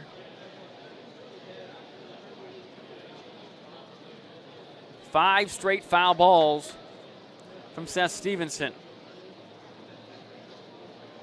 2 balls and 2 strikes with 1 out. Bottom of the 4th. Foresters leading it and swinging through, chasing up high, missing is Stevenson. And striking out for the 2nd time tonight, Seth Stevenson. That is strikeout number 5, and there are 2 outs with Dylan Campbell coming to the plate. 2 runs have already come across for the Foresters. If you can limit it to that, you're counting yourself lucky for Lonestar. And Campbell takes the first pitch upstairs for ball one. 1 for 2 tonight, struck out after a long at-bat back in the first, struck out swinging. And then in the third, doubled and scored a run. Here comes the 1-0, and chasing it high, swinging and missing. It is now a ball and a strike. 2 away here in the bottom of the fourth at Riverfront Stadium. It is the final night of the NBC World Series, the 87th NBC World Series. 1-1 pitch. That one comes across the zone, and it's a called strike 2. And now Campbell is down in the count, a ball and 2 strikes. So he'll dig back in from the right side. 1-2 now the count with Steven Zobak on deck. Leg kick, 1-2, coming home, swinging and missing. It's striking out. It's Dylan Campbell for the second time tonight. He ends it on back-to-back strikeouts. This is Davis Lucart, probably the last of him we'll see, but Santa Barbara gets 2 more runs, and we go to the top half of the fifth, where it is 4-1, the Foresters out in front. At Bolster Tire, We're working to develop various forms of renewable energy. We're helping the environment by reducing our carbon footprint. About half the power we provide today comes from clean energy sources. We're talking about wind and solar, and that's exciting. I believe that we are playing a huge role in renewable energy today, and we'll continue to play that role in the future. I'm proud to get up every day and generate power for my community. I'm Wes Mizell. I'm the Senior Manager of Renewable Generation for Evergy. At 21st and Tyler has a selection of prescription sun eyewear. It's time to get back in touch with Hutch. Time for fun. For up, down, all around fun. Fun at last in the Kansas sun. And Hutch has it all. Loads of sports, hiking trails, fun aquatic venues, and of course, all in our beautiful natural Kansas outdoors. All perfect for family and friends to be together once more. So visit Hutch again for the great outdoors. Welcome back to Riverfront Stadium. Anthony George and Mason Vogt on the call tonight. It's the Santa Barbara Foresters out in front of the Lonestar Texas Baseball Club. It's 4-1. To the top half of the fifth we go. Mason Vogt, back over to you. Thanks, Anthony. We get closer to Ben Abram back out there. His 5th inning of work getting ready to be underway. He's had a decent go of it. He's probably given up a few more hits than he anticipated, though, as he's given up a hit every inning, but just 1 run has crossed on him tonight. Has done a nice job of limiting the runners to move around. We'll see what he has coming up here. Travis Chestnut will lead off. Justin Dunlap due up second in the inning, and Andre Jackson will come up in the third. Jackson has delivered the lone RBI of the night for Lonestar. So Chestnut digs in. He is ready to go. Little lean back in the box, and now Abrams set to come home. Bunt shown and pulls back, but strike 1 is across for Chestnut. Only previous plate appearance tonight ended with a strikeout. Bottom 3 men in the Lonestar lineup have all struck out at least once tonight. And a foul ball there. So it'll be 0-2 quickly. In the third inning, similar situation played out where Chestnut led off, and then Dunlap and Jackson tag teamed a couple of singles to momentarily tie the game. 0-2 pitch is left down.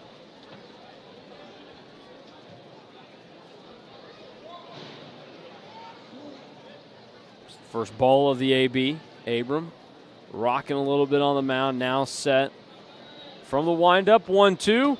Swung on and missed, strike 3.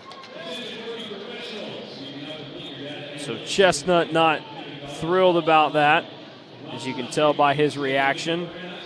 And we will reset things with Justin Dunlap. He has been hot hitting lately. Last night was 3 for 4 with an RBI. Tonight, 2 for 2, a run scored, a stolen base. He has been driving the bus offensively for Lone Star, including then if you want to go back to Thursday night where he had one of just 3 hits that Lone Star was able to produce off Santa Barbara in the first semifinal game. First pitch swinging, pops one up just past the infield, and Stevenson roves over to make the grab for out number 2. 2 away rather quickly for Abram on the mound. That was just pitch number 52 right there, so he is in a comfortable groove to this point.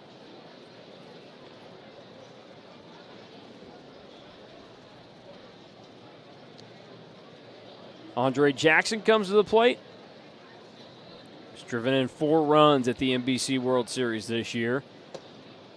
And that is strike 1, fired in. His defense has really been the story the last couple of nights. Made nice plays in left field on Thursday. Last night at short was solid, and then tonight at third. Pitch skips in the dirt from Abram. He kind of tried throwing out the timing of Jackson. The windup from Abram is a little bit more old school in the sense now of he actually will take the arms over his head, then come down. Much more in rhythm that time, and forces Jackson to foul one off.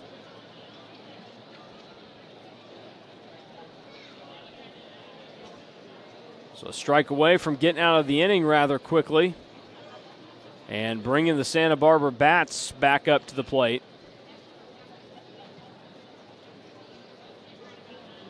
1-2.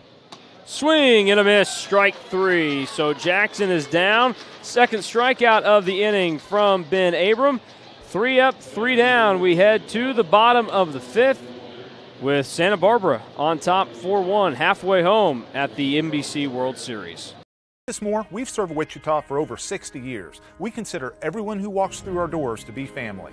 That's why we only sell the safest and most reliable pre-owned vehicles available. Each one goes through a thorough 171-point inspection, and if it fails, it's off the lot.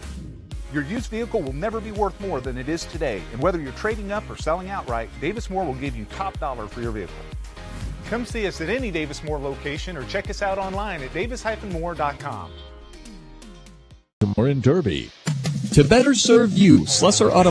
Kansas, the shortest distance between a problem and its solution is trust. Every day in each community we serve, the Eaton Roofing and Exteriors name stands for the best value, quality, and service in roofing, exterior siding, windows, and doors. Through every season across the state, Eaton Roofing and Exteriors stands for the life of your home. We're the licensed registered contractor for all your roofing and exterior remodeling needs. Eaton Roofing and Exteriors, a name you can trust.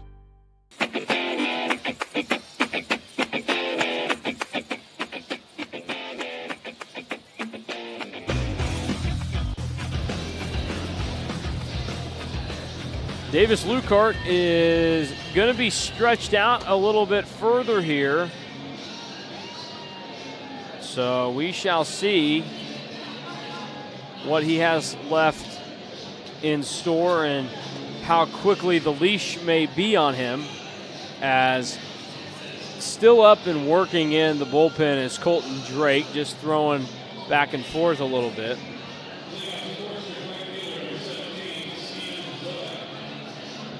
Steven Zobak in to lead things off.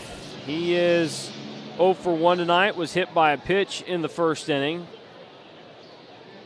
Was then left stranded at second base. Left-handed hitting left fielder. And first pitch popped up. That is gonna get into the dugout, and stumbling down the steps goes Taylor, as he was trying to be conscious of where he was, and he comes trotting out, so he's good to go. But once he got to those steps, he stumbled. So Zobak will have to get in, face the 0-1 here momentarily from Lucart.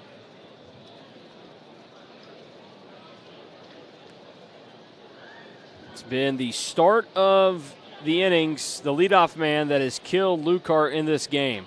0-1. And there's Zobak, rips one out to right, but moving over just a couple of steps is Beverly for out number 1. In the first inning, it was a leadoff home run from Seth Stevenson. He then retired Nate Rombach to start the second.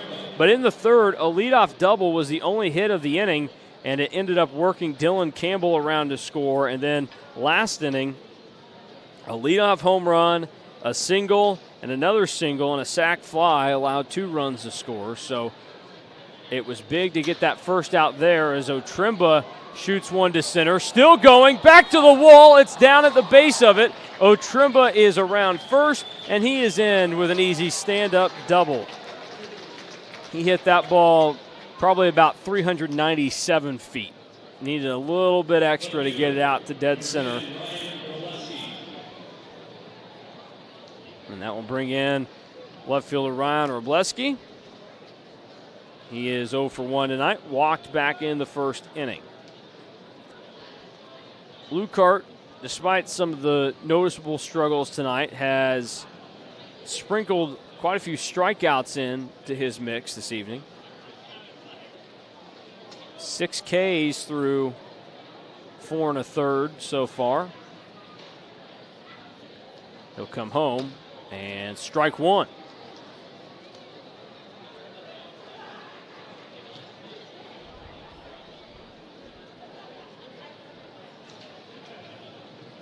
He stares in, waiting. Now ready to come. Set. Quickly fires home and misses outside. That'll bring the count to 1-1.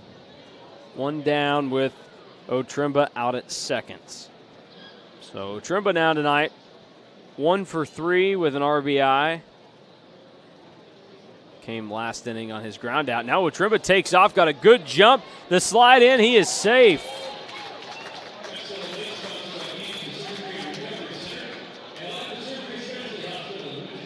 So Otremba DHing tonight. Not the most fleet of foot, but got a perfect jump and was going to make that really tough to get him. Throw home from Lucart. Gets a swing and a miss. Pitch count now at 94 for Lucart. This will be throw number 95 right here. He's filled up the zone. 69 of those 94 pitches have been strikes. 2-2. Ripped, and that one is off the glove of the shortstop Stevenson, and the throw is wide as he tries to recover, and that will bring in the run. Or excuse me, Ryan out at shortstop. Ryan was playing in like the rest of the infield, and that will do it now for Lucart, as he gave a good effort. They give an E6 on the play. So Robleski will be on first base. When we come back, we'll step aside with the pitching change. 5-1 Santa Barbara in the bottom of the 5th. More on the new pitcher next.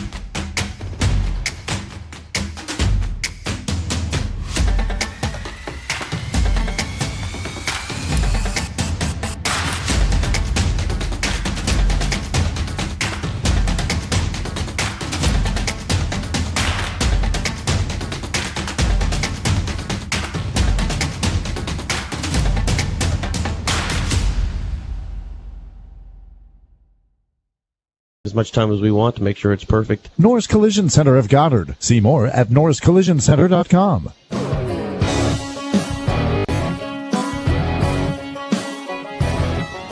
New pitcher into the game is left-hander Colton Drake. 6'2", 200 out of Kerrville, Texas. Plays at Blinn Junior College,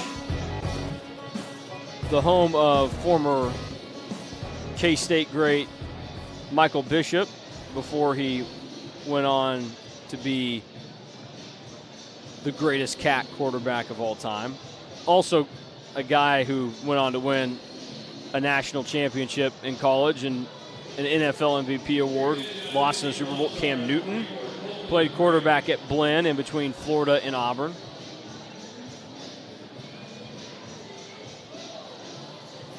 So Lukart gives way to Drake. Will be interesting, no doubt, to see how he is able to throw in this one. For Drake, has made one appearance at this NBC World Series. That came against the Seattle Studs in a 10-8 Lone Star win. Drake went 2 innings, gave up 5 earned on 4 hits, 4 walks, and struck out 3. So he will try and give a better outing this time around, as he is turned to in a critical moment for Lone Star if they want to force a game 2 tonight, as they already trail 5-1 to Santa Barbara. They will get a lefty-lefty matchup to kick off Drake entering the ball game. Runner at first, 1 down. Andrew Kachel into the box. He went deep last inning. He shows bunt this time, but pulls back to take 1 low.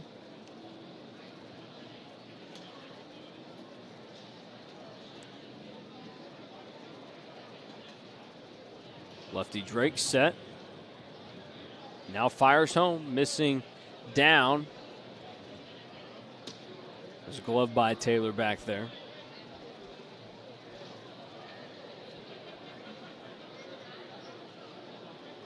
Four more trips to the plate left for Lone Star as they trail by 4. And Kachel shoots one to the left side. Long run, but just to watch the ball go out of play as Reyna heads all the way over there.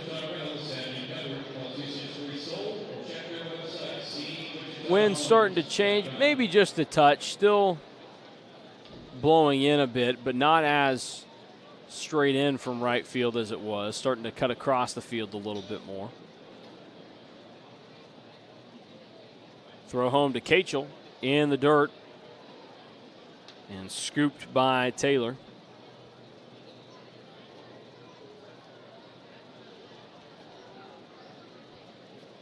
So quickly we go 3-1 to the first batter that Drake faces out of the bullpen.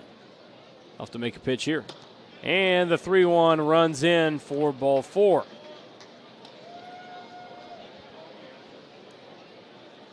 So now first and second with 1 down.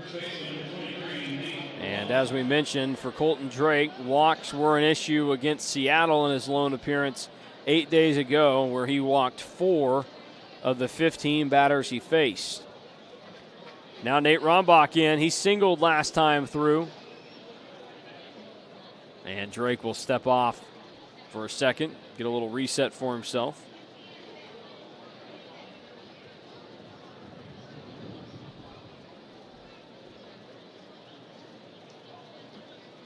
Runners start to bounce around a little bit. Throw to the plate is down. And now a visit out to the mound from Taylor to have a chat with his pitcher, who has thrown just 6 pitches to this point, and 5 of them have not been in the zone. This is, make or break, like you talk about for Lone Star. I mean, you cannot give up any more runs. Your bats have been silenced by the pitching of Santa Barbara. You've got to find a way to get out of the inning without letting Robleski come across. So 1-0, Drake trying to bounce back here. Throw in. Gets by the catcher, Taylor, and the runners move up 90 feet. A wild pitch now to go with it. Mason, this is where it gets interesting. I know you're playing to try and preserve your main guys in case you do get to game 2. But if you can continue to see your left-hander struggle, you've got to go and get your main guy, because you can't let this thing get out of hand, because you add 2 more runs, this thing is in bad shape. And Rombach beats the infielders that are in, and now misplayed in left field by Reyna, going to second and in past the tag. So a 2 RBI single, and then Rombach moves up to second on the misstep in the outfield. This is just Santa Barbara flexing their muscles. They're disciplined at the plate, and they are just absolutely saying, this is who we are, and we're not going to let up. They now lead 7-1. First pitch is down for a ball. So now at this point, if you start to track what's going on with Drake on the mound, he's only thrown 2 pitches of his 9 that are ruled strikes, but one of them ended up driving in 2 runs. There he gets one over the plate for a strike.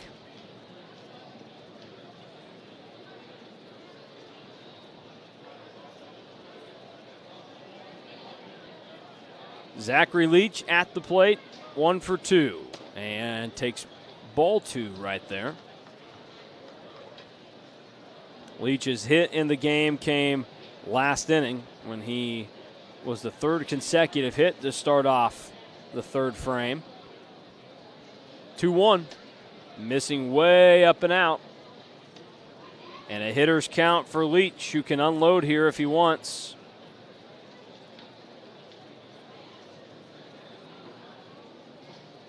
Leach, a switch hitting catcher from Arkansas.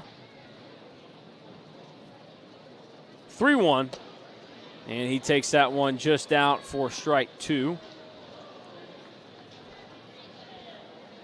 Leach, hometown-wise, is from Carthage, Texas.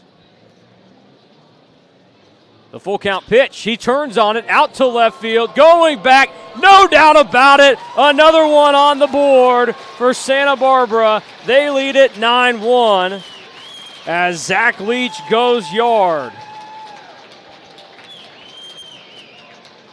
And they're starting to taste that 9th NBC World Series title. They're trying to go back-to-back for the first time since 2011 and 2012, and they just keep pouring it on. And Zachary Leach is making a case to be on one of the top players here during the NBC World Series. It is, as it stands now, a 5-run 5th for Santa Barbara as Stinson takes ball 1 outside. So Zobak flew out to start the inning, but since then, a double, E6, a walk as Stinson grounds one to the left side. Nice diving stop by Jackson, but the throw skips by first. Stinson takes off for second, and he is in there, and he's going to go all the way. He's going to try and start a little bit of a rundown here because there was absolutely nobody covering second, so it was just Jackson left on the left side of the infield. He made a great stop, but had to hustle to throw to try and get a speedy Stinson, and he doesn't.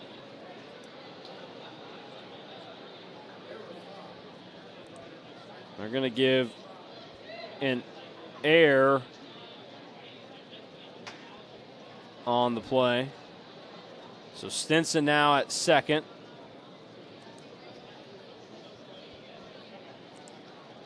And that brings up Seth Stevenson. Stinson thought about taking off, and now the throw back gets off Stinson. He's going to be able to take third base.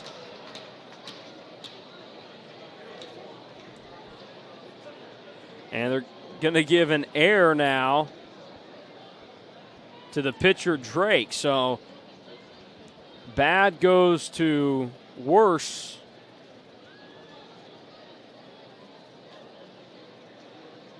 Now 4 errors for Lonestar in this game after committing 6 the other night against Santa Barbara. And a swing and knocked into center field, an RBI single from Seth Stevenson.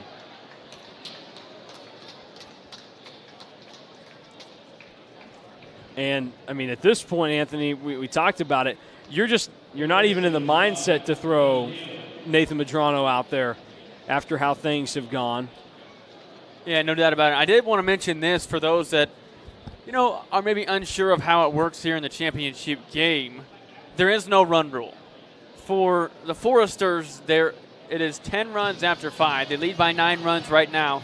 If the roles were reversed and Lone Star had the lead, they would be able to run rule Santa Barbara due to the fact that it is double elimination. It would be their first loss. So there is no run rule in effect for this game due to the fact that Santa Barbara is on the verge of winning their 9th NBC World Series championship. Colton Drake's night is done very quickly. It's 10-1 Santa Barbara. They're still in the middle of a 6-run fifth.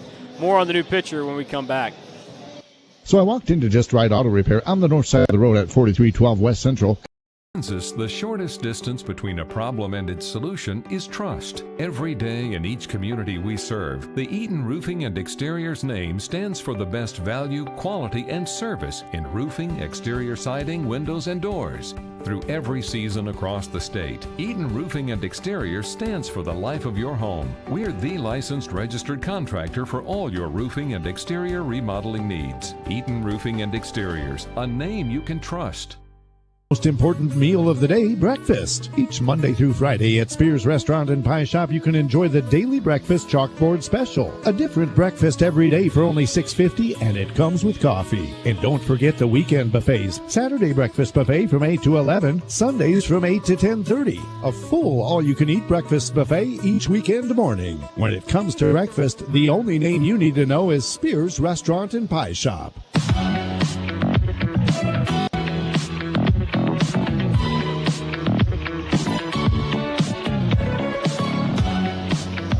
New pitcher into the game is Sebastian Mejia.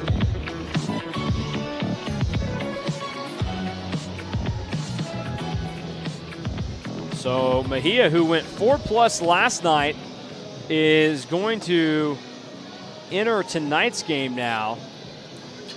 Final line for the starter Davis Lucart tonight, 4.1 innings pitched, 7 hits, 6 runs, 5 earned, 1 walk, 6 Ks. And as for Colton Drake, he fails to record an out, gives up 3 hits, 4 runs, 3 earned, and a walk, and no strikeouts as he faces 5.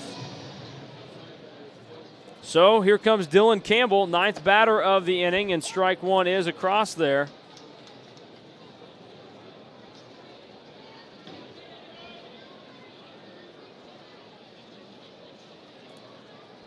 Will be interesting to see what Mejia has in the tank right now.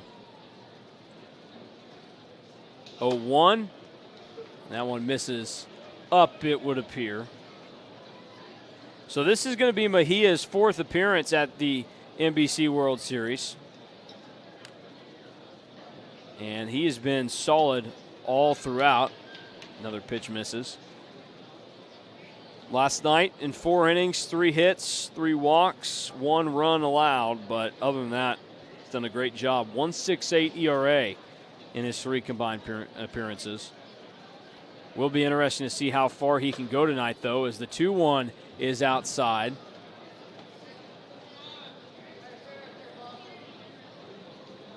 Mark Wager's home plate umpire may be starting to hear some chirps right about now.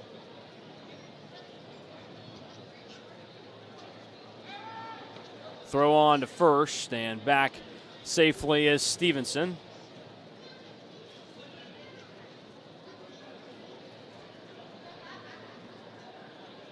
Mejia came set, fires back to first though, and again, nothing going on.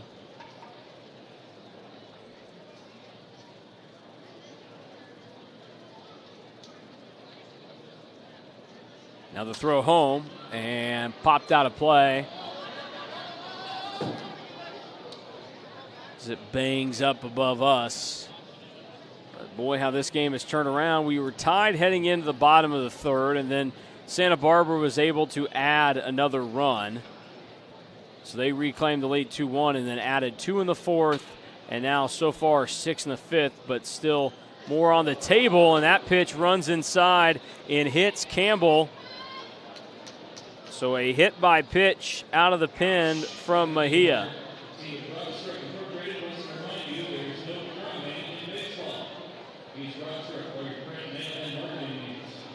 So first and second, one down, and we go to now a pinch hitter. So now in for Zobak will be number 20, Kendall Pettis. He appeared in last night's game.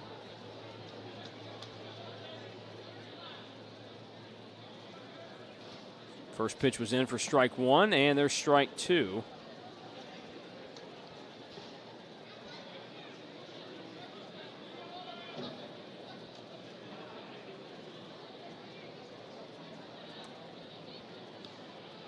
Oh-2, and Mejia is going to step around and come off for a moment.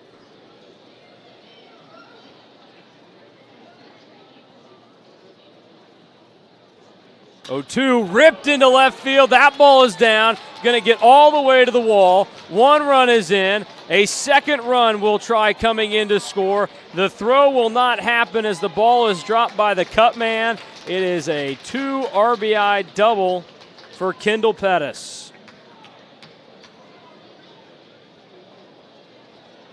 And Anthony, here we go. We just keep rolling along in the fifth, as it is now 12-1 Santa Barbara.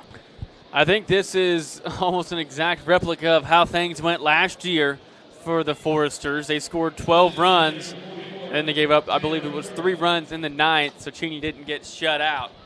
But Santa Barbara, I mean, they're just solid top to bottom. You see a reserve come in right there. He hadn't played at all, I believe, in the World Series, and he comes in and rips a double. So just solid. They're going to keep pouring it on. And I mean, you got to give it to Mejia. You said he went 4+ innings last night, just trying to get out of the inning. Yeah. Yeah, it's a tough ask also to send Sebastian Mejia to go out there. 1-1 pitch is going to miss away to Otrimba.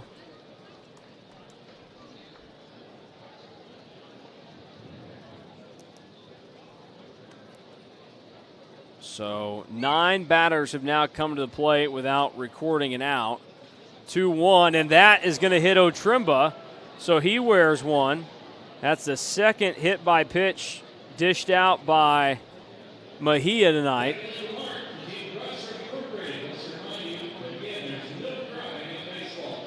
And more arms will trot down to the bullpen. You know, this is something that I mentioned that the Foresters weren't going to run into it, but Lone Star could, was Santa Barbara has used very limited arms, whereas Lone Star, they've been in some battles. And bringing it, I mean, that's a shot out to left field, back to the wall, and leaping and banging into the fence. The ball is down, running in, and coming to third is the 1 run. And we have in to score Kendall Pettis from second. God, they just keep flexing the muscles and just keep bringing batters to the plate that just are not giving any mercy. It's now you've got runners at second and third. You already leave by 12 runs. And Mason, it is only the bottom of the fifth, and they've got 12 hits. They had 12 hits through 7 a couple of nights ago. So they're above their, I guess you would say, average already. Yeah, so a 2-run double from Ron Robleski. That brings in Andrew Kachel now. It's 13-1 Santa Barbara, and there's ball 1 down. So the struggles continue, and just not much you can do here. Mejia home, and that will be strike 1 called on the outside edge, as you could see Kachel gearing up to take a big hack.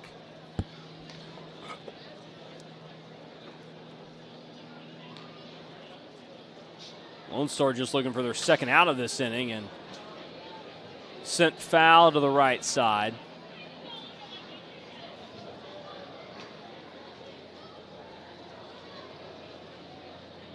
Well, Santa Barbara certainly shows what the recipe to winning is at really any level. But it's not so much, obviously, very impressive offensively. They put up the runs, but it's depth with your arms. 1-2, ground ball right side. This should be out number 2, and it will be. But Otremba is in to score from third, and moving up to third is Robleski. So an RBI ground out from Kachel. And here comes Nate Rombach. He had a 2-run single his last time up this inning.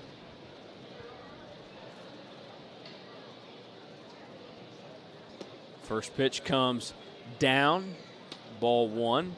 So 14-1 our score.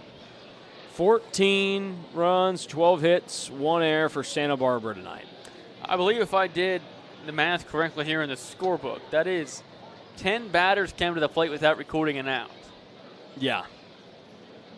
Yep, it was a great start to the inning for Santa Barbara.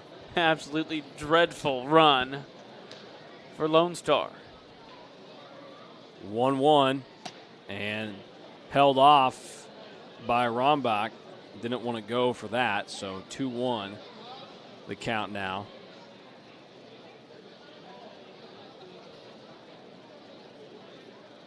So Mejia comes set, just trying to get through this inning for Lone Star. The throw home and cut on and missed.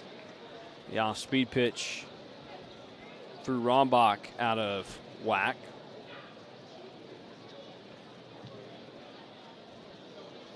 So Mejia has come in and at least gotten an out, but still 3 runs have scored on his watch, and there is a swinging strike 3. So mercifully, the inning comes to an end, but 6 hits produce 10 runs in the 5th inning. We now head to the 6th on KQAM.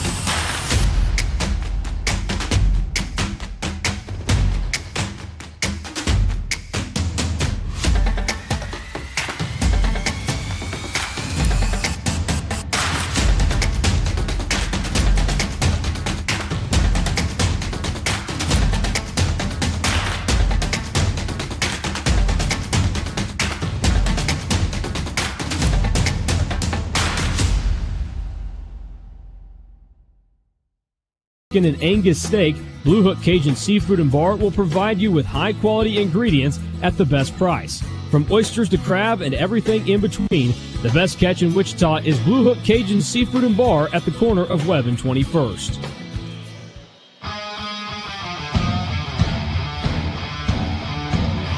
Welcome back to the NBC World Series on KQAM.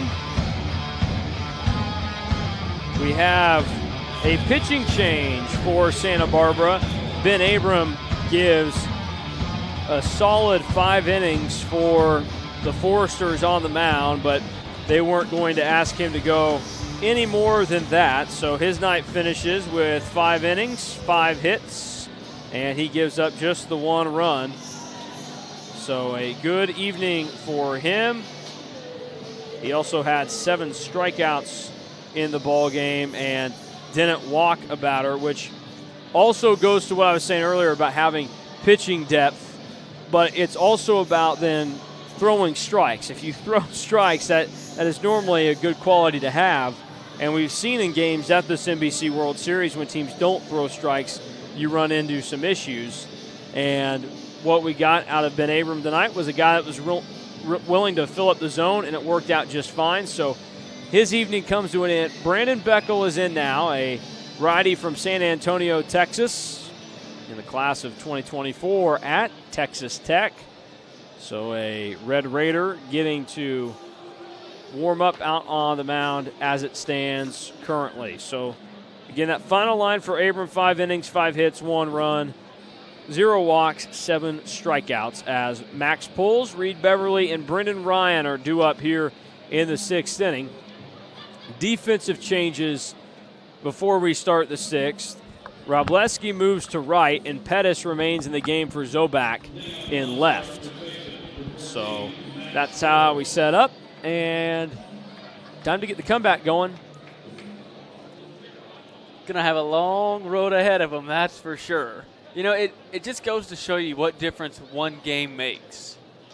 Because both of these teams were in the winner's bracket on Thursday, and instead of having a night off and prepping for the championship, Lone Star had a full-on battle last night in a game that went back and forth, and they probably had to use more arms than they had hoped. Yeah, we'll have to see what the pitching situation looks the rest of the way for Lone Star, who's going to have to trot at least 3 more innings worth of guys out there. Ground ball right side on to first, and routine play made by Kachel. So Poles is sat down for the 3rd time tonight, and here comes Reed Beverly.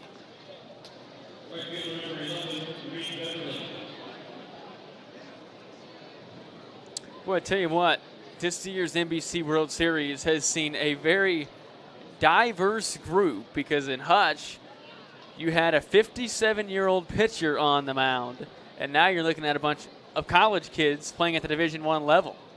This NBC World Series has had a lot of uniqueness to it. First pitch is swung on and missed by Beverly. So, yeah, you mentioned that we get Rodney Tafoya, who goes and 57 years of age, pitches for Midcrest, goes an inning, strikes out a pair of batters, becomes the oldest player to appear in an NBC World Series, beating Satchel Paige by a couple of years, as there's strike 2 swung on and missed. So we go through that. Obviously, Santa Barbara continues to be the talk of the town and everything else, as they continue to be one of the most impressive teams that we've ever seen at the NBC World Series. And then Saturday night, the weather became the story, and that made for an interesting World Series where instead of 2 venues, we end up using 3. 0-2 pitch, skips in the dirt.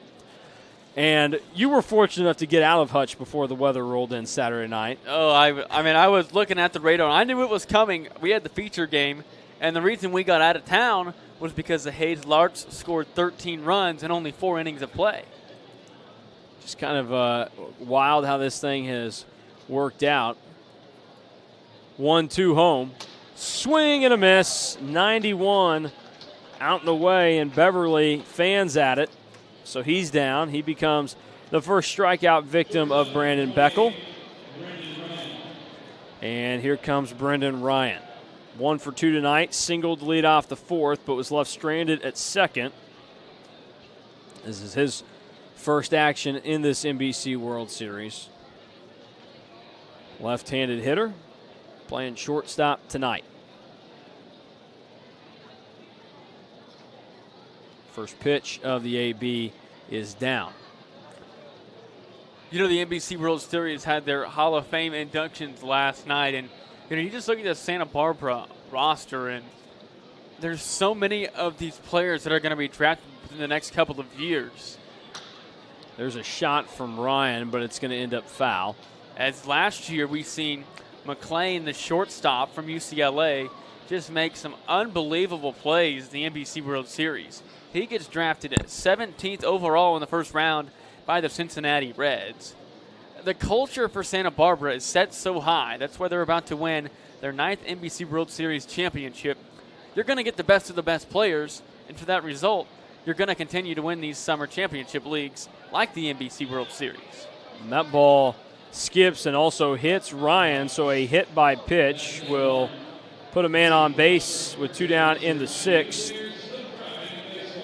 Yeah, it's just very unique to see the guys that come through here, and certainly Santa Barbara is now kind of the leader in showcasing the future big leaguers you'll see here. I mean, we know this year the greatest example of it is the 2021 NBC Graduate of the Year was Jeff McNeil, who was on those back-to-back Santa Barbara NBC World Series teams that won. As a foul ball is ripped right there by Kyle Cronk. But McNeil was able to win here in 2011 with Santa Barbara and now having great success, obviously, with the New York Mets. But plenty of teams that were in this World Series this year had produced big league talent, and not even teams that made it to tonight that were able to do that.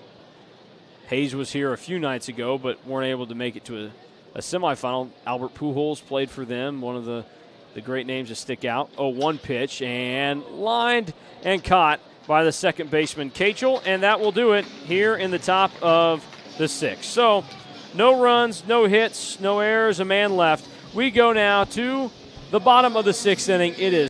We're working to develop various forms of renewable energy. We're helping the environment by reducing our carbon footprint. About half the power we provide today comes from clean energy sources. We're talking about wind and solar, and that's exciting. I believe that we are playing a huge role in renewable energy today, and we'll continue to play that role in the future. I'm proud to get up every day and generate power for my community. I'm Wes Mizell. I'm the Senior Manager of Renewable Generation for Evergy.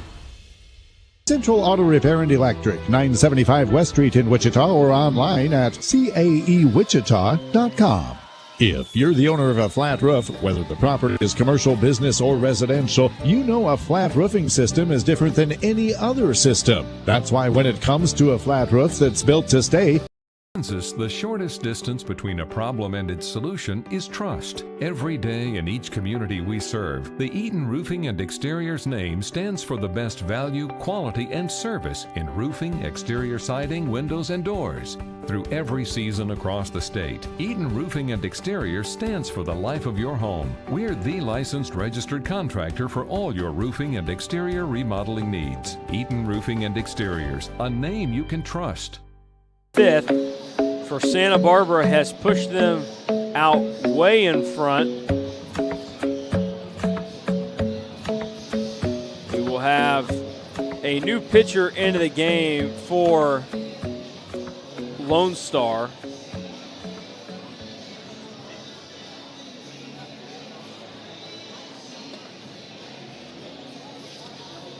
It will be Braden Shields. Shields, a righty from Dripping Springs, Texas.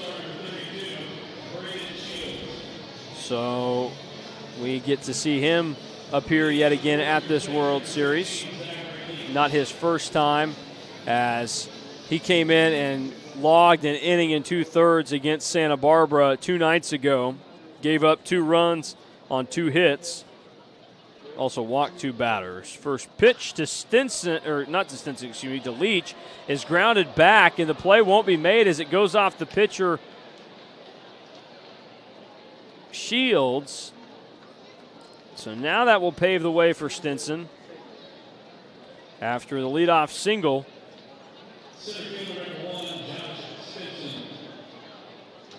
Stinson has had a productive night. He's reached base twice, once on a single, once on an error. And then the one time he didn't reach, he hit a sac fly that scored a run in the 4th. First pitch of his at-bat, he swings, pushes it out to right field. Going back and getting under it is the right fielder, and that is out number 1.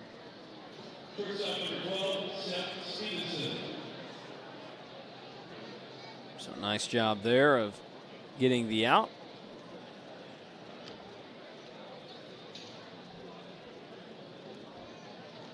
There has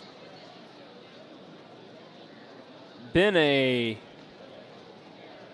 bunch of defensive maneuvers made, and we'll get to in a moment, as there is strike 1 as we get more of them in here.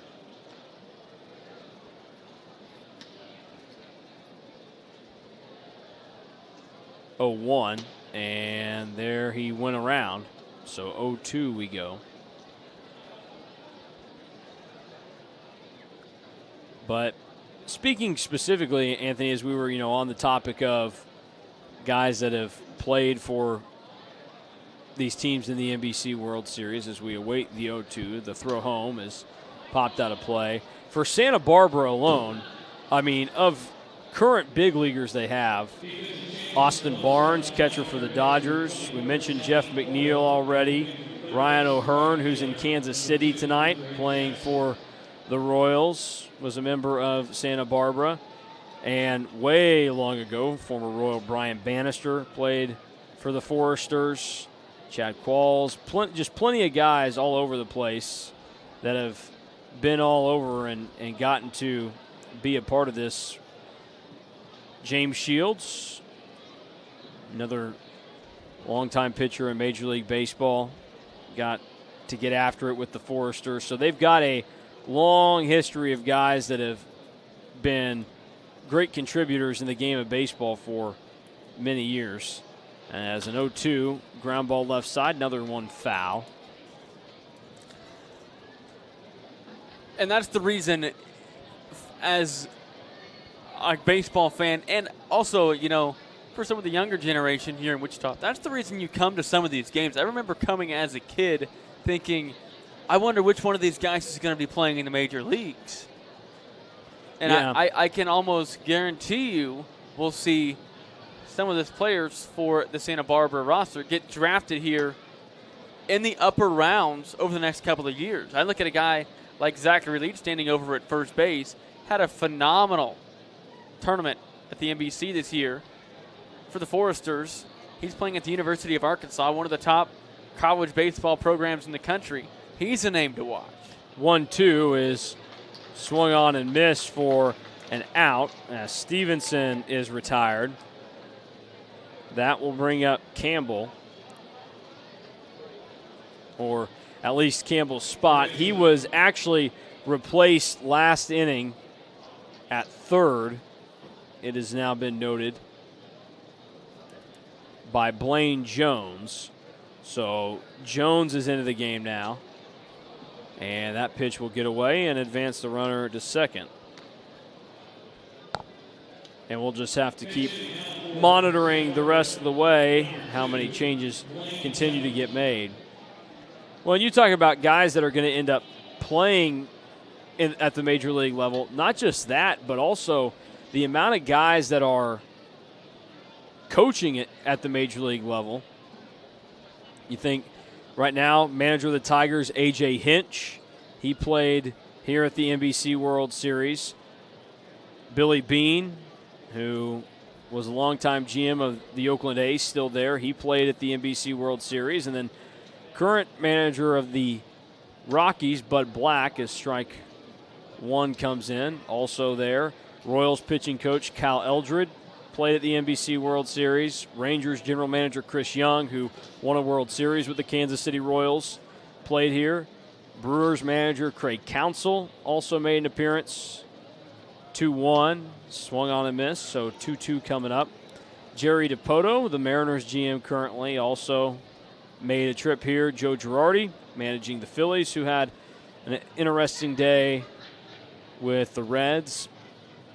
So just a lot of guys out there that have done things at the next level. Ron Gardenhire, Ron Renicky, two guys that hung it up after last season, but also managed at the big league level very recently. And then Terry Francona, who spent time with the Boulder Collegians coming to play at the NBC World Series.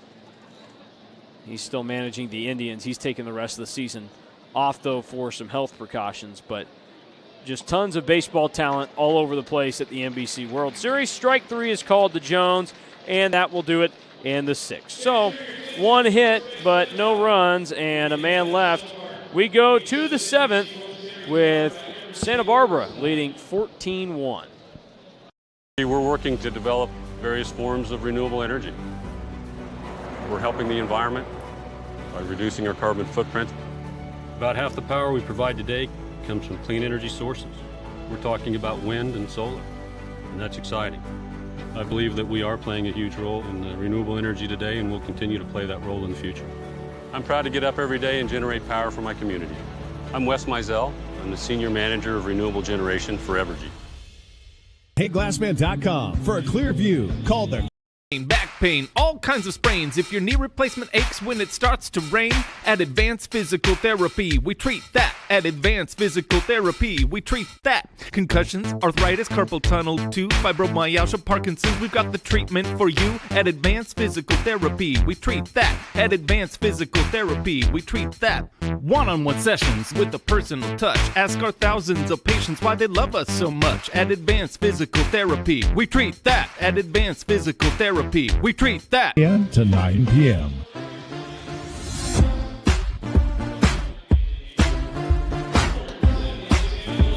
Welcome back to the NBC World Series on KQAM and the NBC World Series YouTube.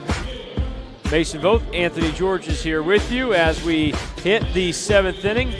We will hand the ball on to Anthony George's as some changes are still being made out there. Anthony, let's see what we get out of this 7th and 8th inning. Yep, we'll see what we get out of the next couple of innings. The last couple that you had, boy, were they interesting, intriguing, however you want to call it.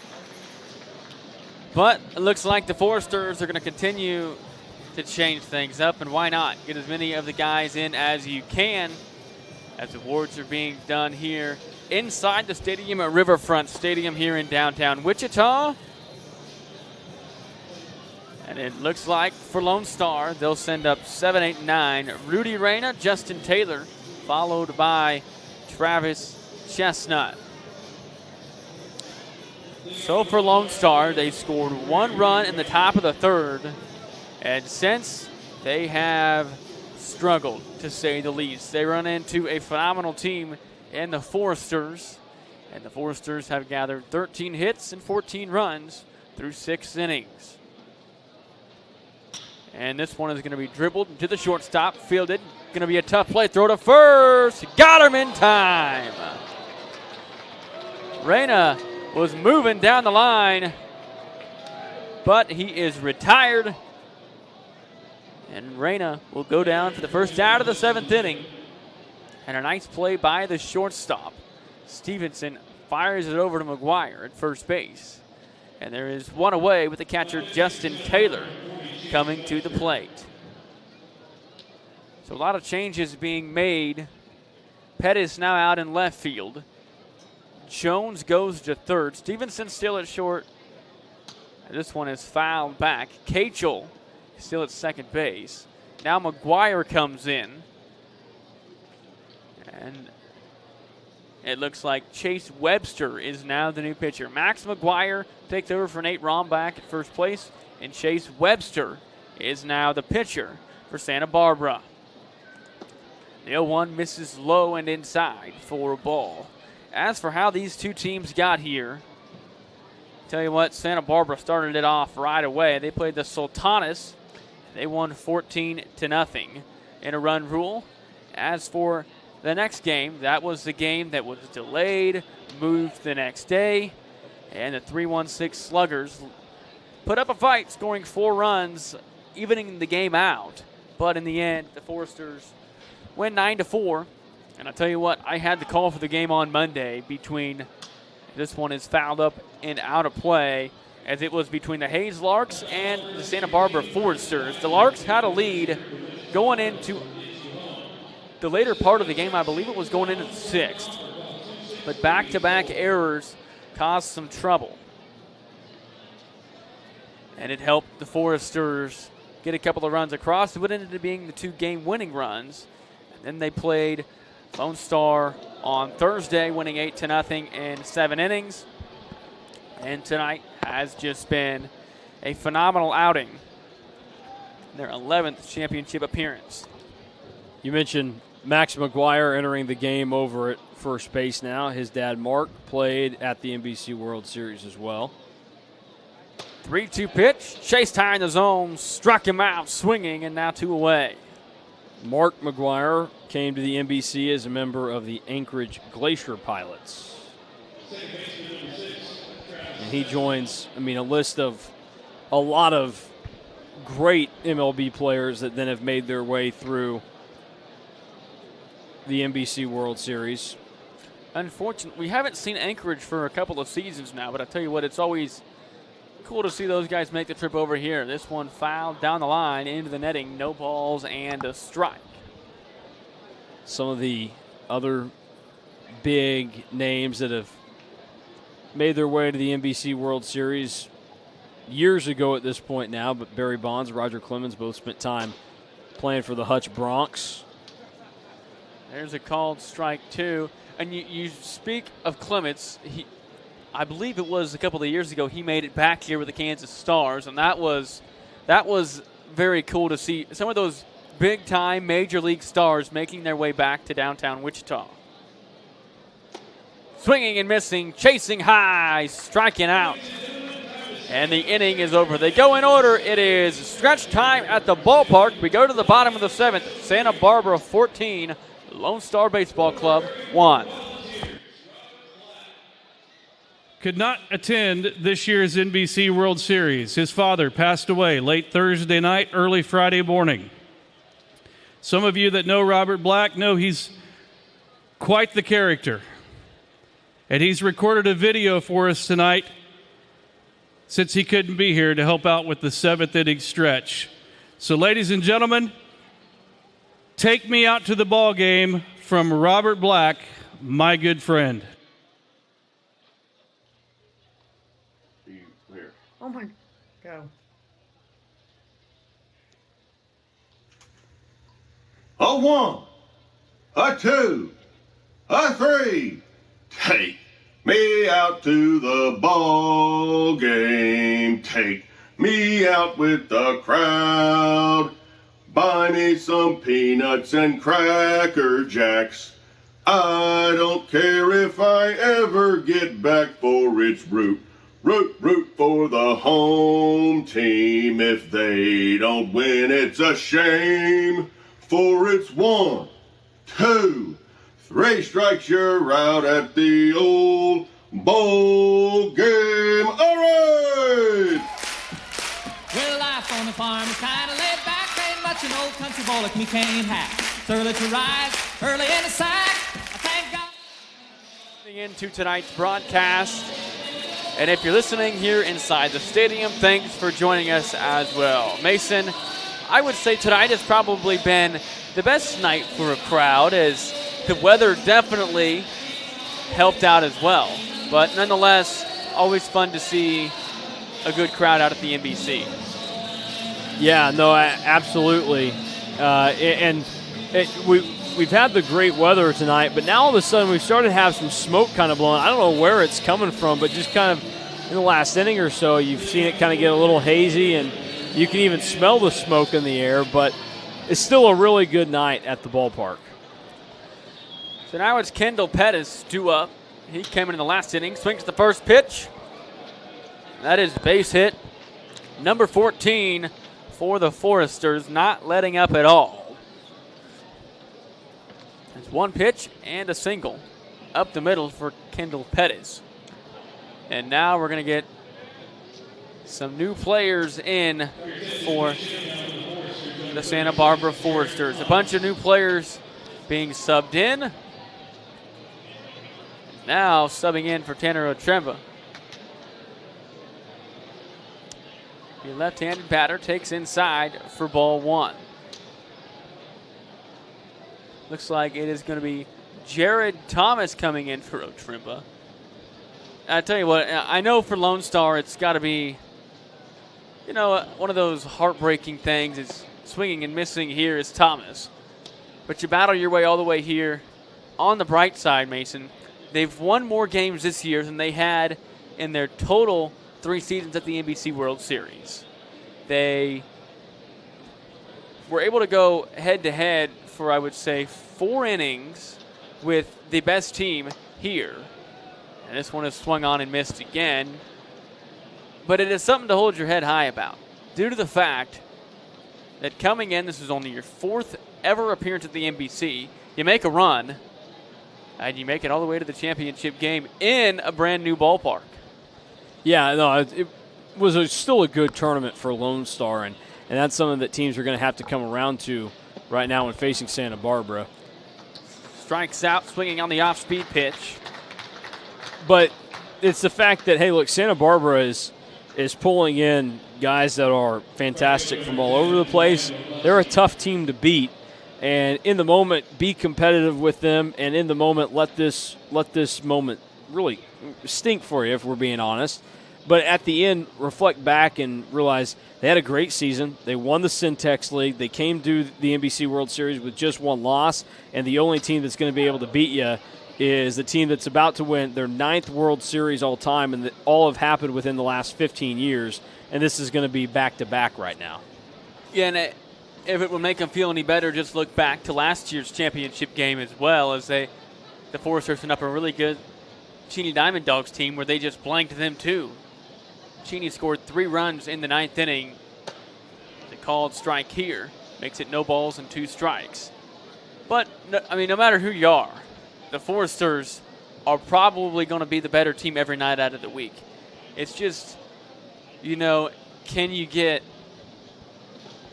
a quality game out of them? And I would say neither game that has been played, as this one is poked out to right field and charging in. Long run, making the catch. It's Jackson out in right field. But I would say neither game has been all that competitive in the grand scheme of things. But they did keep it competitive for the first couple of innings.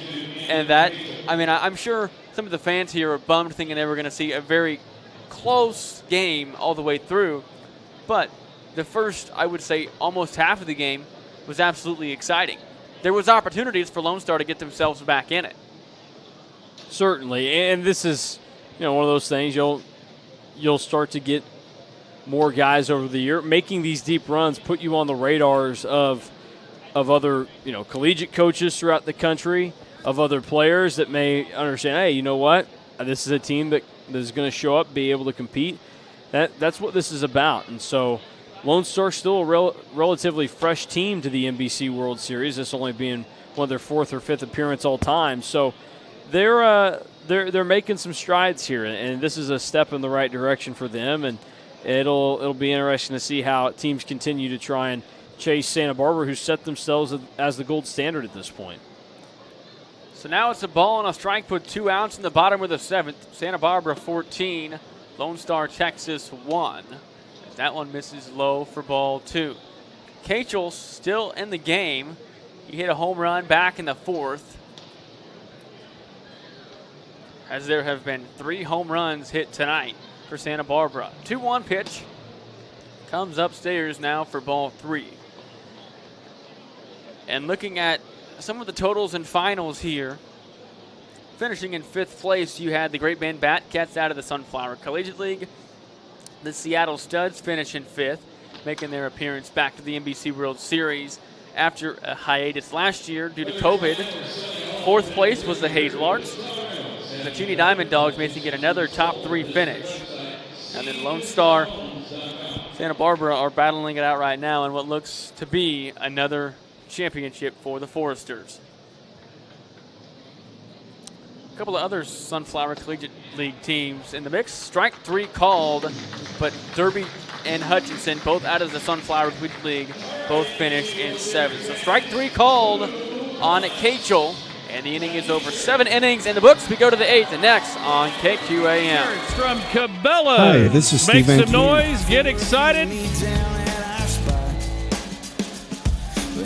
You gotta catch their attention if you want a T-shirt from Cabela's. Get loud, get proud. Free T-shirts from our friends at Cabela's.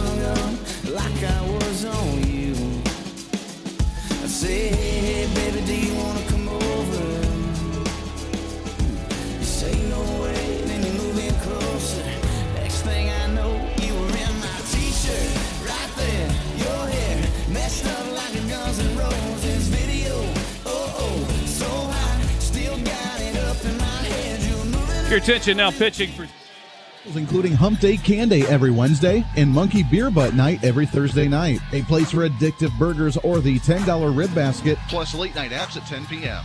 It's the Keg Sports Bar and Grill, 130 East Chicago Avenue in Colwich, and on Facebook at the Keg Sports Bar and Grill.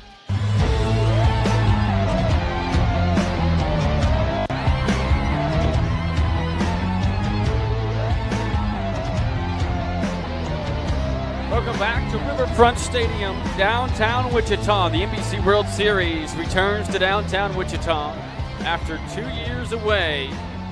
It is a beautiful sight here at Riverfront, with the Santa Barbara Foresters going for their 9th NBC World Series championship. They're out in front 14-1 as we go to the 8th inning. Lone Star will have their best finish ever at the NBC World Series.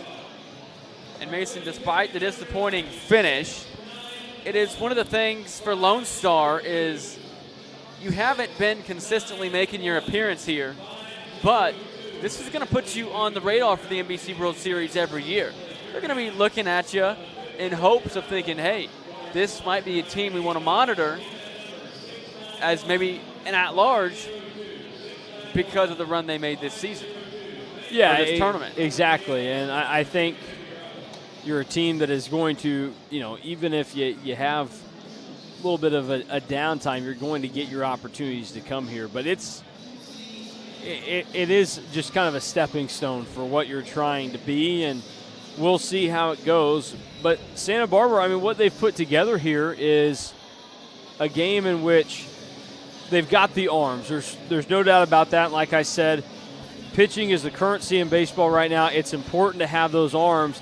And, obviously 14 hits says something about what you are as a team, but Lone Star's booted the ball in the games that they've played against Santa Barbara. They've made a total of 10 errors in now 14 innings that they've played baseball against Santa Barbara. So, you got to clean things up as another team. You can't be committing 4 errors, and we'll hopefully see, some of that get cleaned up. But, again, I think Lone Star, there won't be anything to hang your head on after this tournament ends.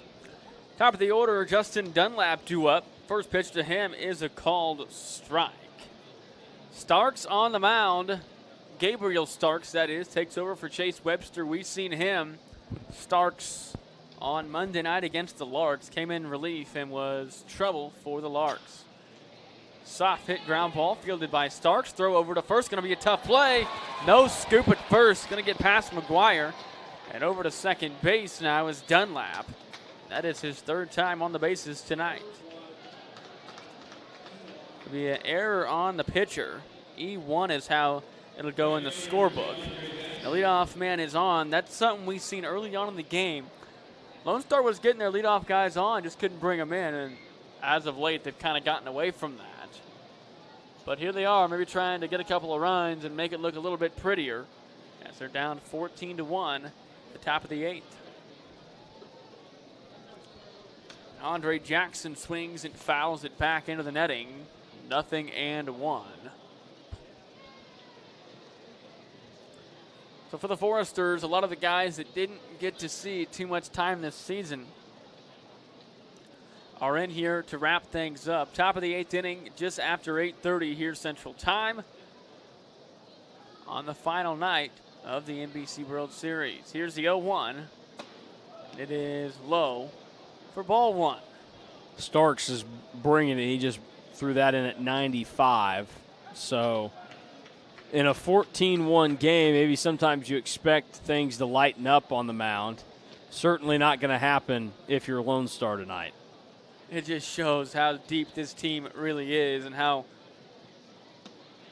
Bill Pintard creates his pitching staff and his roster as a whole, because even they bring in some subs to come to the plate, and they have been phenomenal.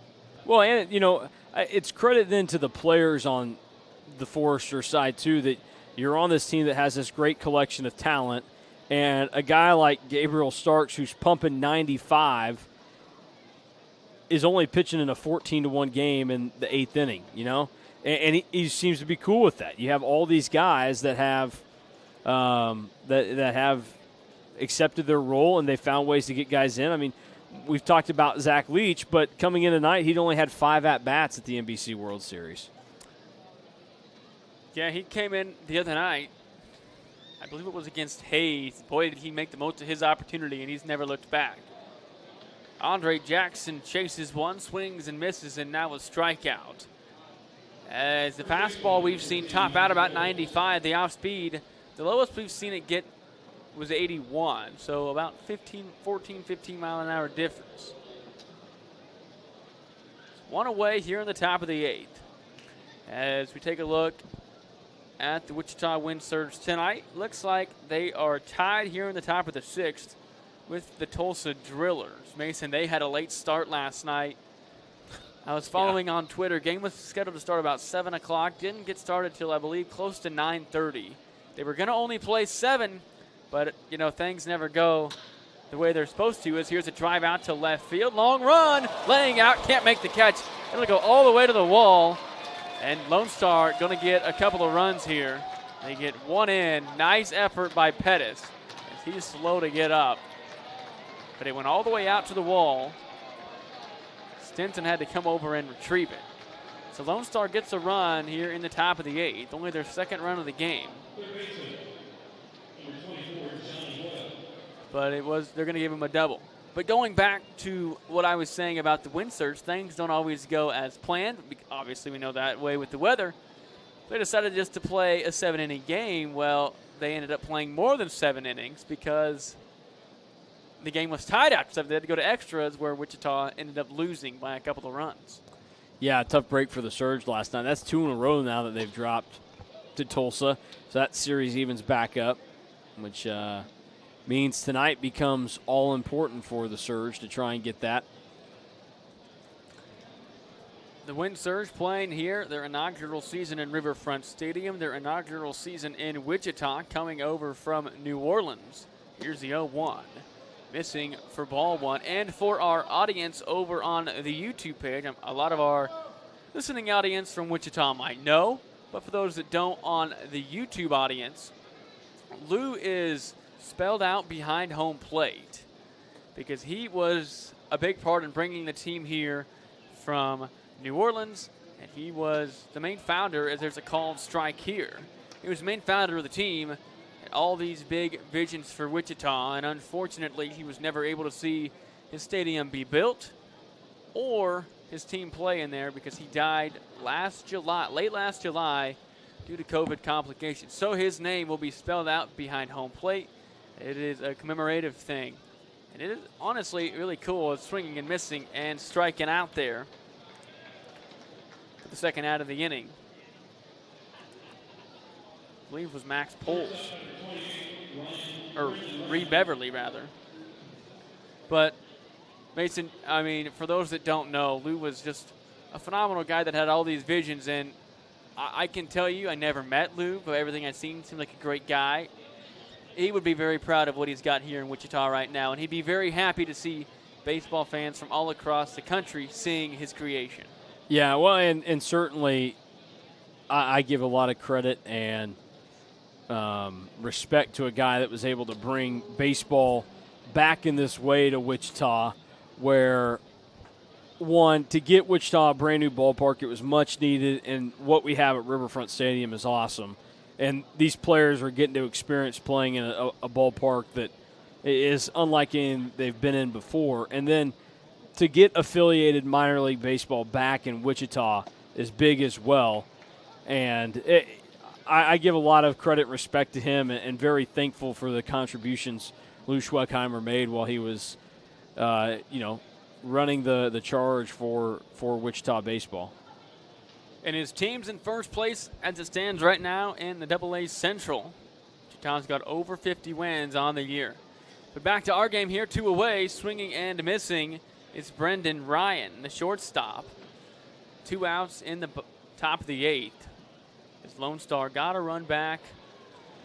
Scoring a run in the 3rd and in the 8th. It is 14-2. 4 errors on Lone Star again tonight. A ball and 2 strikes. Gabriel Starks has thrown 15 pitches. Here's number 16. And Leach has to scoop it. That one, Mason, 97. The fastest we've seen tonight, and he's just getting stronger. Yeah, he's bringing it tonight, and who knows, maybe this will be his only inning and Santa Barbara decides to give the ball to somebody else. But he's been mighty impressive out there and trying to get the final strike here and get out of this inning without giving up an earned run. Runner at second base, 2 away, 2-2 pitch. Hit the shortstop, fielded the throw to first in time.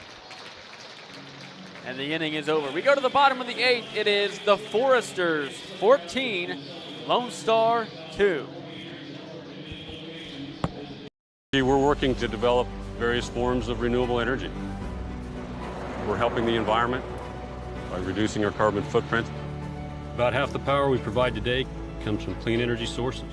We're talking about wind and solar, and that's exciting. I believe that we are playing a huge role in renewable energy today, and we'll continue to play that role in the future. I'm proud to get up every day and generate power for my community. I'm Wes Mizell. I'm the Senior Manager of Renewable Generation for Evergy. They have an inventory full of new and used. It's time to get back in touch with Hutch. Time for fun. For up, down, all around fun. Fun at last in the Kansas sun. And Hutch has it all.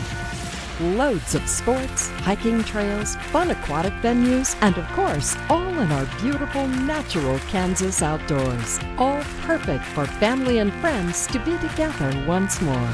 So visit Hutch again for the great outdoors. Doesn't have to be a thing. What are you wearing? I know what I'm wearing. Wearing Optometry, 21st and Tyler, or online at WARENoptometry.com.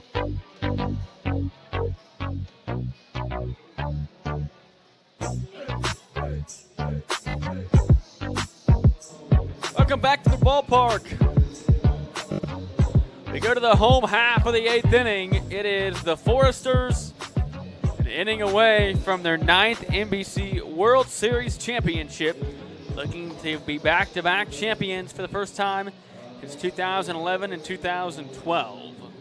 It is 14-2, and the Foresters will come to the plate. And they will bring 7, 8, and 9.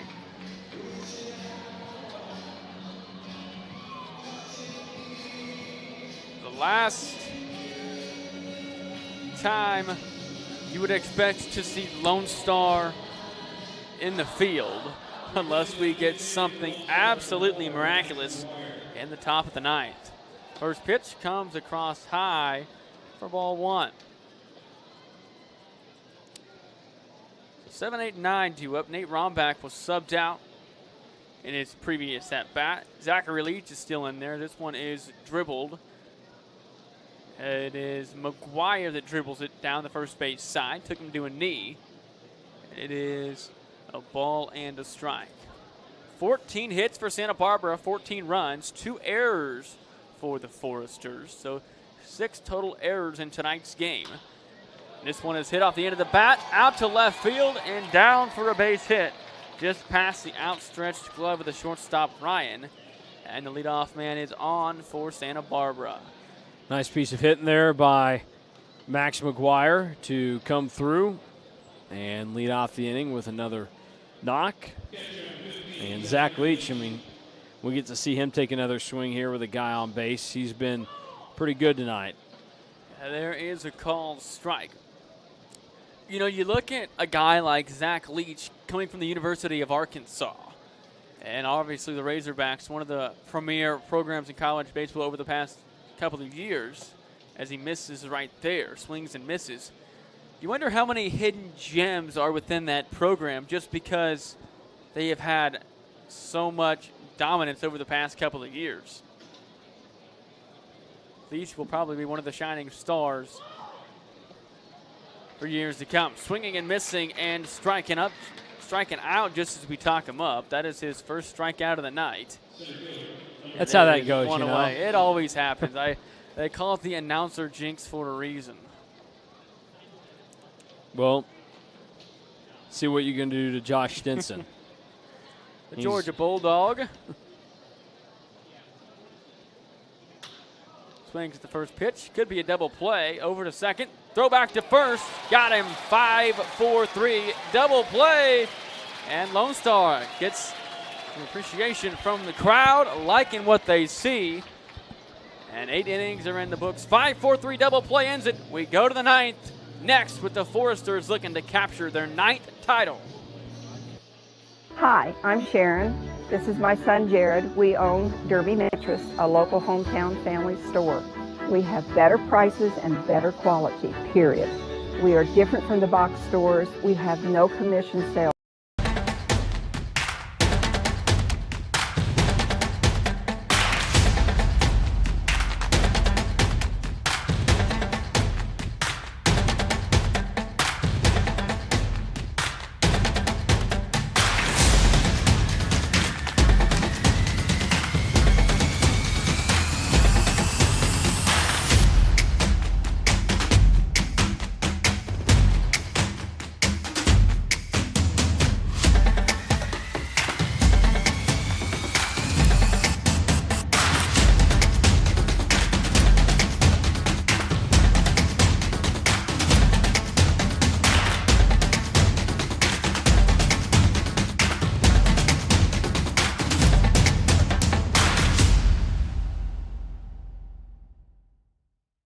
Inning we go. It is the Santa Barbara Foresters 14 and the Lonestar Texas Baseball Club.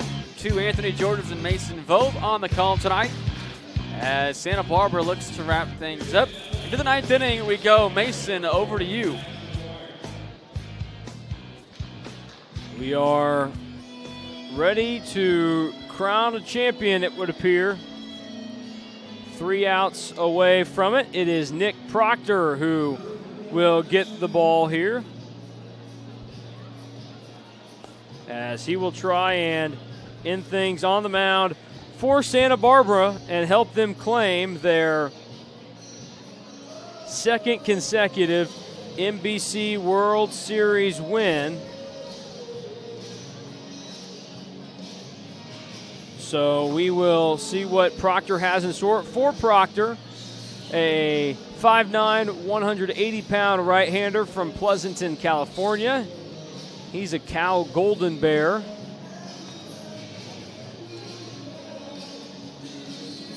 You know, Mason, you look at the success Santa Barbara has had over the past couple of seasons. If you're a Lone Star fan, obviously you're trying to build up your stock, hoping to make some more runs in the years to come. But for Santa Barbara, they're 8-2 in championship games, but the first 2 they were in, they lost. They lost in 2003 and also again in 2005.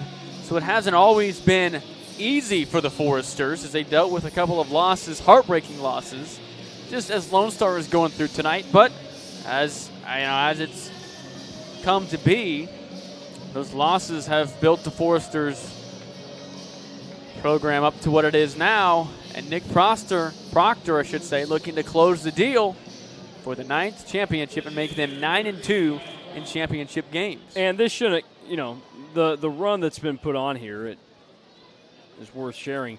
There have been 14 appearances in NBC World Series title games from teams from California. As Proctor's first pitch is to Kronk, and he floats it into center field, and it is down, and going to swipe second is Kronk.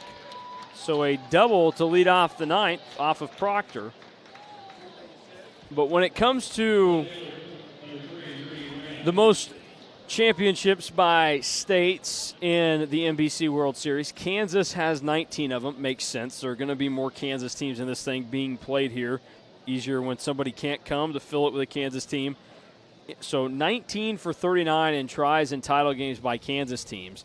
Alaska has the 2nd most championships at 16. They've also had 17 runner-ups from that state, the last frontier of the U.S., and a swing and a miss by Reyna as he comes to the plate 0 for 3 tonight with a man on second, now nobody down. Then there's California, where they've had 9 champs and 5 runner-up finishes out of their state.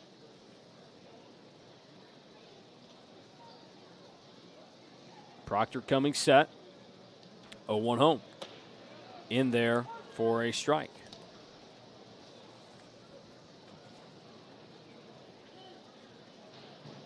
You look at California, like you mentioned, they've got 9, about to be 10, and 9 of the 10 have come from this Foresters team. And it's not like, we have very limited teams coming from California. We've seen San Diego down here just a couple of weeks ago, or last week, I should say, in Hutch. They were sent down to the losers bracket fairly quickly, but their presence has still been felt here.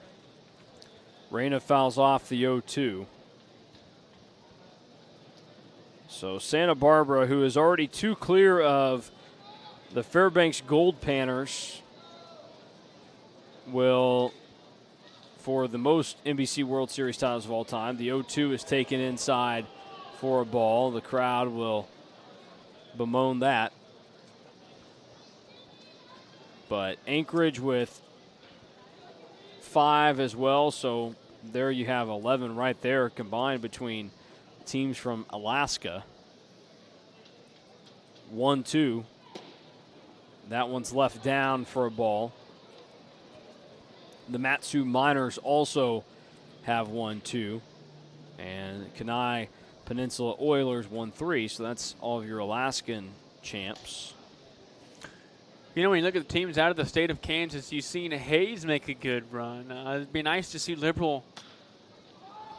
2-2 popped in the air, and that will be caught by the third baseman, Jones. It would be nice to see Liberal get back to being where they were a couple of years ago, playing deep into the NBC World Series. They didn't even make it out of Hutchinson this week. We will have a pinch hitter. It will be Jamie League.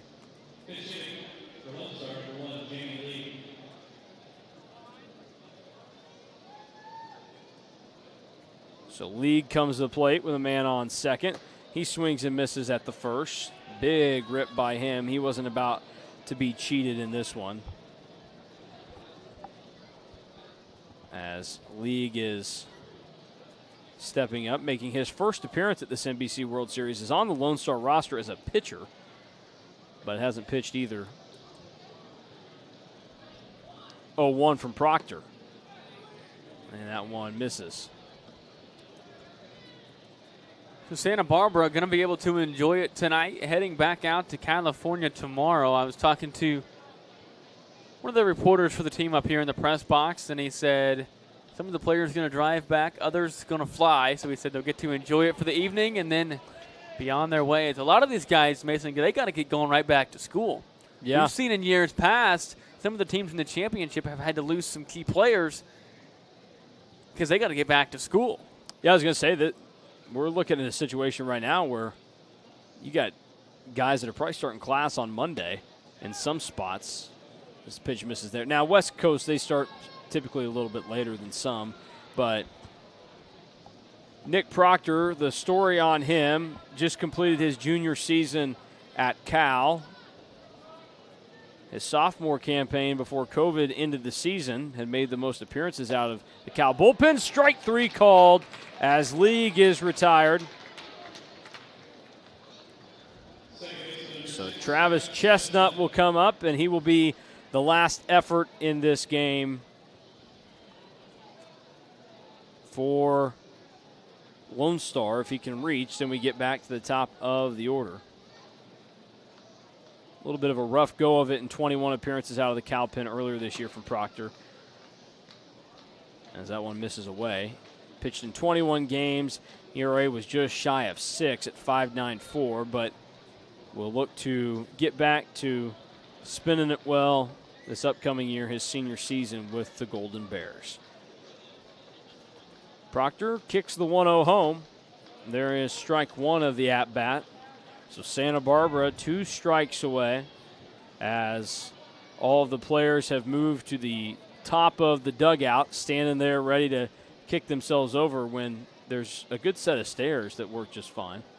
1-1, fouled back, so now a strike away. I get it, though. You know, you're in a ballpark. For whatever reason, guys want to go over the rail.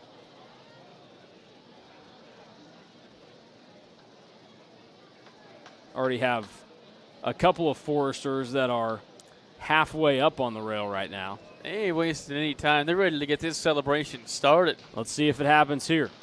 The 1-2 from Proctor. In the air, floating right side. Under it is McGuire. He has it, and the Foresters have won their 9th NBC World Series all time and their 2nd consecutive as they charge the mound. Proctor will be at the bottom of the dog pile. I feel bad for that man that's just 5'10", 190 as everybody else jumps on top of him. Stinson leads the outfielders in. The final members of the dugout head out there. And Santa Barbara, champions of the 2021 and 87th edition of the NBC World Series, powered by Evergy. Another great 2 weeks of baseball here in South Central Kansas. And we will start to wrap things up next when we come back on KQAM. Fans, don't leave. We've got our post-game awards ceremony coming up in just about a moment. Stand up for the champions, for the champions. Stand up. Your attention, would Eddie Fonestock please report to guest services? Eddie Fonestock, please report to guest services. Thank you. It's just life, that's how it is. 'Cause we have our strengths and weaknesses. Oh, I have vision, can't you see? I'm on the move, make way for me. So stand up for the champions, for the champions. Stand up, stand up, stand up for the champions, for the champions. Stand up for the champions, for the champions. Stand up, stand up, stand up for the champions.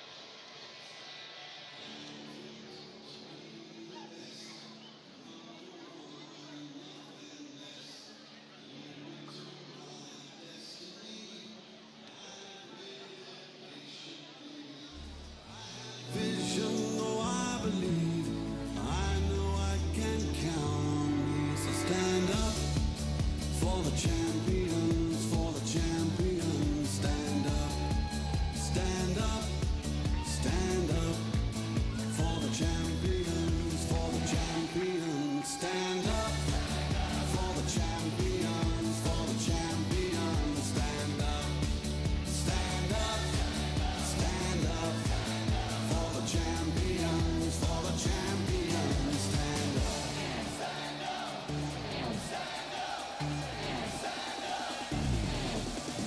Here we go, it's getting close. Now it's just who wants it most. It's just life, that's how it is. 'Cause we have our strengths and weaknesses. Oh, I have vision, can't you see? I'm on the move, make way for me. So stand up for the champions, for the champions. Stand up, stand up, stand up for the champions, for the champions. Stand up for the champions, for the champions. Stand up, stand up, stand up for the champions, for the champions. Stand up.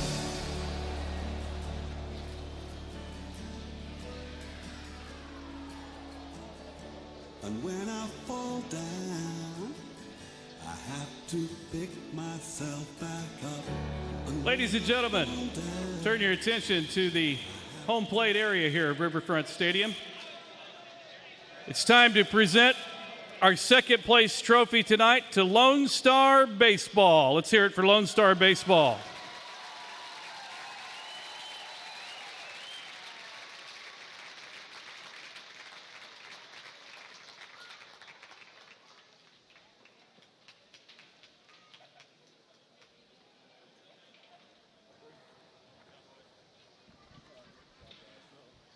Fans, as many of you know, the first time in the championship game for Lone Star Baseball Club. Let's give them another round of applause, please.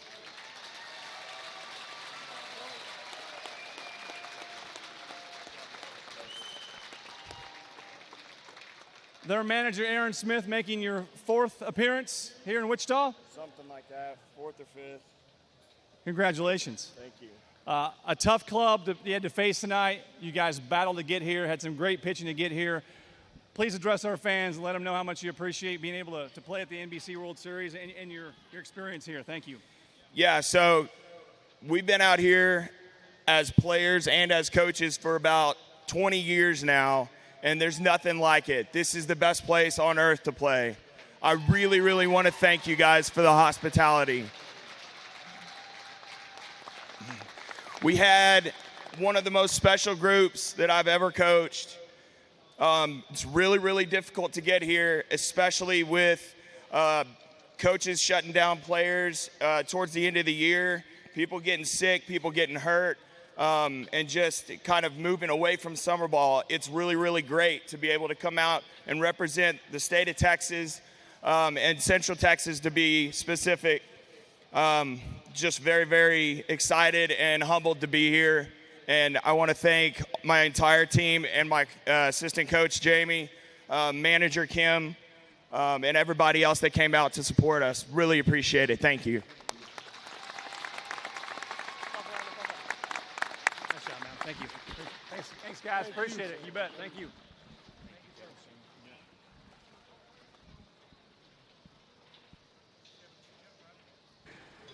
Ladies and gentlemen, at this time, we'd like to present the Larry Davis Championship Trophy. It's being presented by Cherie Farmer of Evergy and the son of Larry Davis, Chris Davis. Ladies and gentlemen, your champions of the 87th NBC World Series, powered by Evergy, the Santa Barbara Foresters.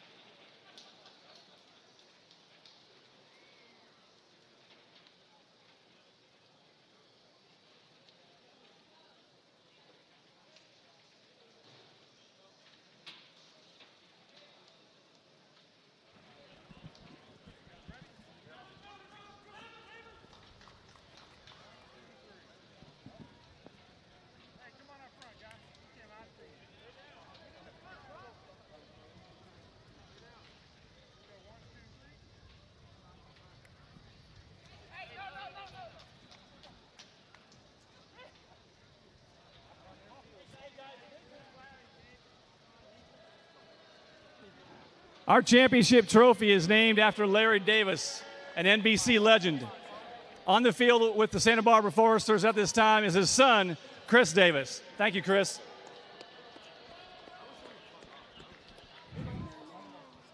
You look familiar. Congratulations to Santa Barbara Foresters, their record-breaking 9th national championship.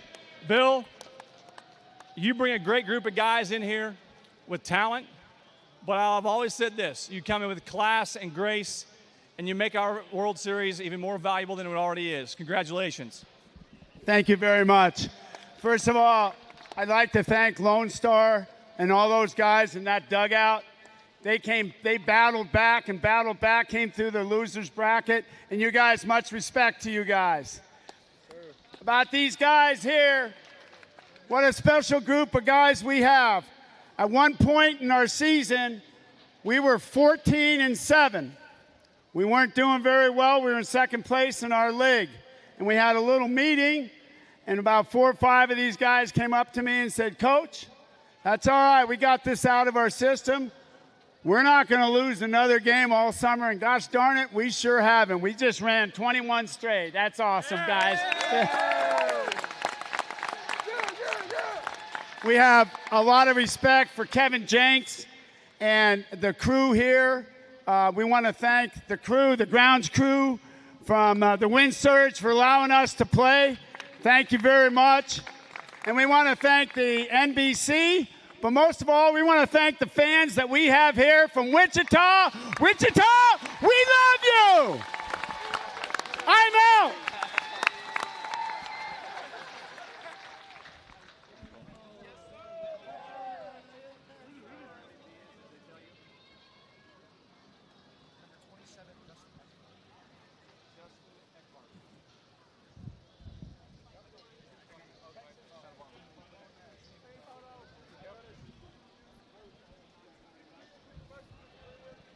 Ladies and gentlemen, at this time, it's time to present the MVP Award presented by Miller's Cleaners, and presenting the MVP Award and the trophy is Jason Ybarra, the brains and brawn behind the NBC World Series. Who wrote this? Ladies and gentlemen, the MVP of the 87th NBC World Series, powered by Evergy, is Justin Eckert of Santa Barbara.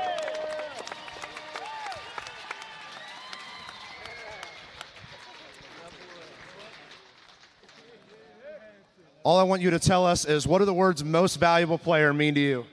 I mean, it doesn't mean a whole lot to me. I mean, it helps a lot pitching behind a group of guys like this. You know, we always win whenever we produce a lot of runs, so can't say a whole lot. Take one good look behind you and tell me what you think of this team. Some dogs.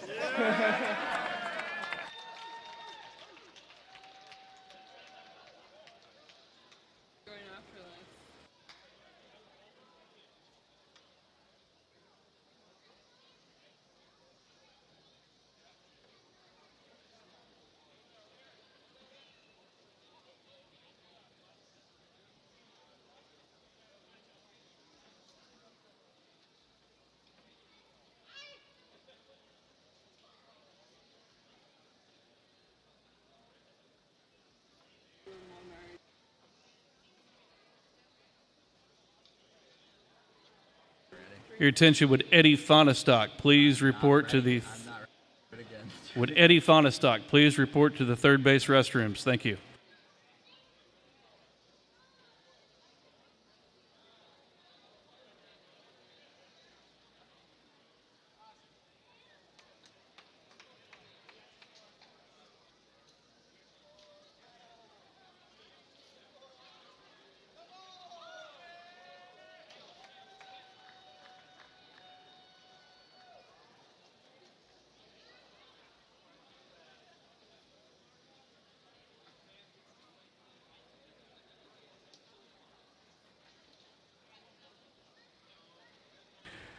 Our final award tonight is for the leading pitcher of the NBC World Series, powered by Evergy.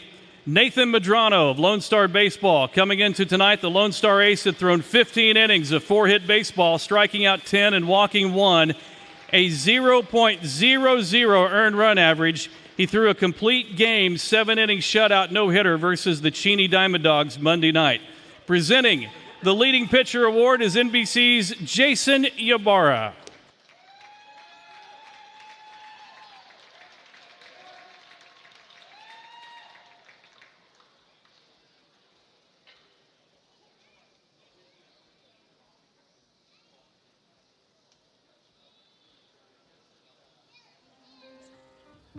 Time after time, I've done my sentence, but committed no crime.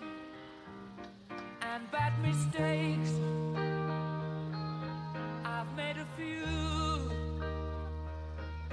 I've had my shells and kicked in my bed, but I've come through. And I need to go on. I apologize, fans. We've got 4 more awards to hand out tonight. Our next award, Herb Hess, the leading prospect to the Majors Award. Herb Hess. Herb Hess was a longtime scout at the NBC World Series. His son Marty is here to present the award to the Santa Barbara Foresters, Gabriel Starks. Gabriel Starks is our leading prospects to the Majors Award winner. Starks will be a sophomore at the University of Arkansas next year.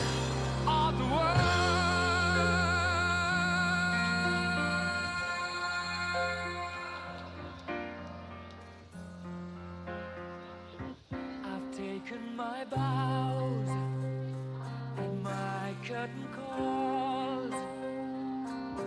You brought me fame and Our next award is for the best team pitching performance in the NBC World Series powered by Evergy. That award goes to none other than the Santa Barbara Foresters with a 1.50 earned run average.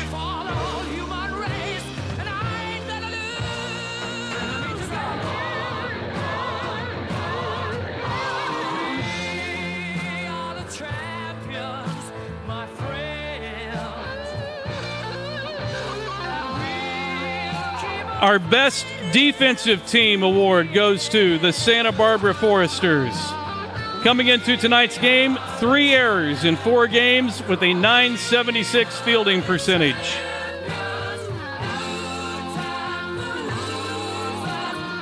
And our Best Offensive Team, the Santa Barbara Foresters, averaging nearly 10 runs per game, hitting .350 in 4 games, 9 doubles, and 4 home runs.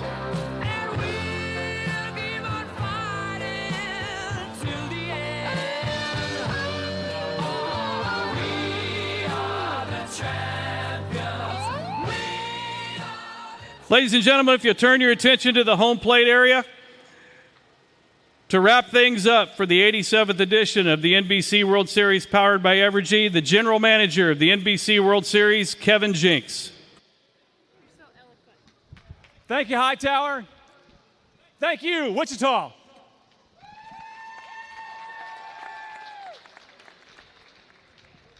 "87 years. Thank you so much for your support, your loyalty. There's a lot of people to thank. It takes a year to put this together and pull it off. I want to thank our friends in Hutchinson. We played there for 5 days this year. Great hosts. I want to thank our wonderful friends here at Riverfront Stadium, the Wichita Wind Surge. Wonderful hosts. I can't say enough about the grounds crew, the staff, the management. Round of applause for the Wind Surge, please.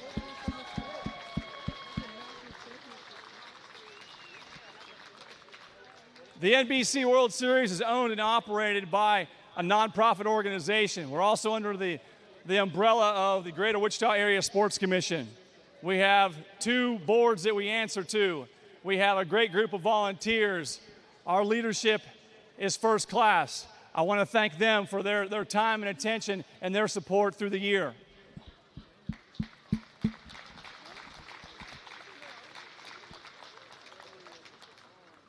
The Santa Barbara Foresters, 9 national championships out of 87 times this event has been played. That is impressive, Bill. We enjoy you coming back. We look forward to you coming back next year because you do receive the automatic bid, as does Lonestar. We're still going through a transition with everything going on in the world. Last year, we were able to pull it off and have our event. This year, once again, thank you both, to Lone Star, to all our teams, and certainly Santa Barbara for making the NBC World Series as special as it is. Thanks for coming, everyone.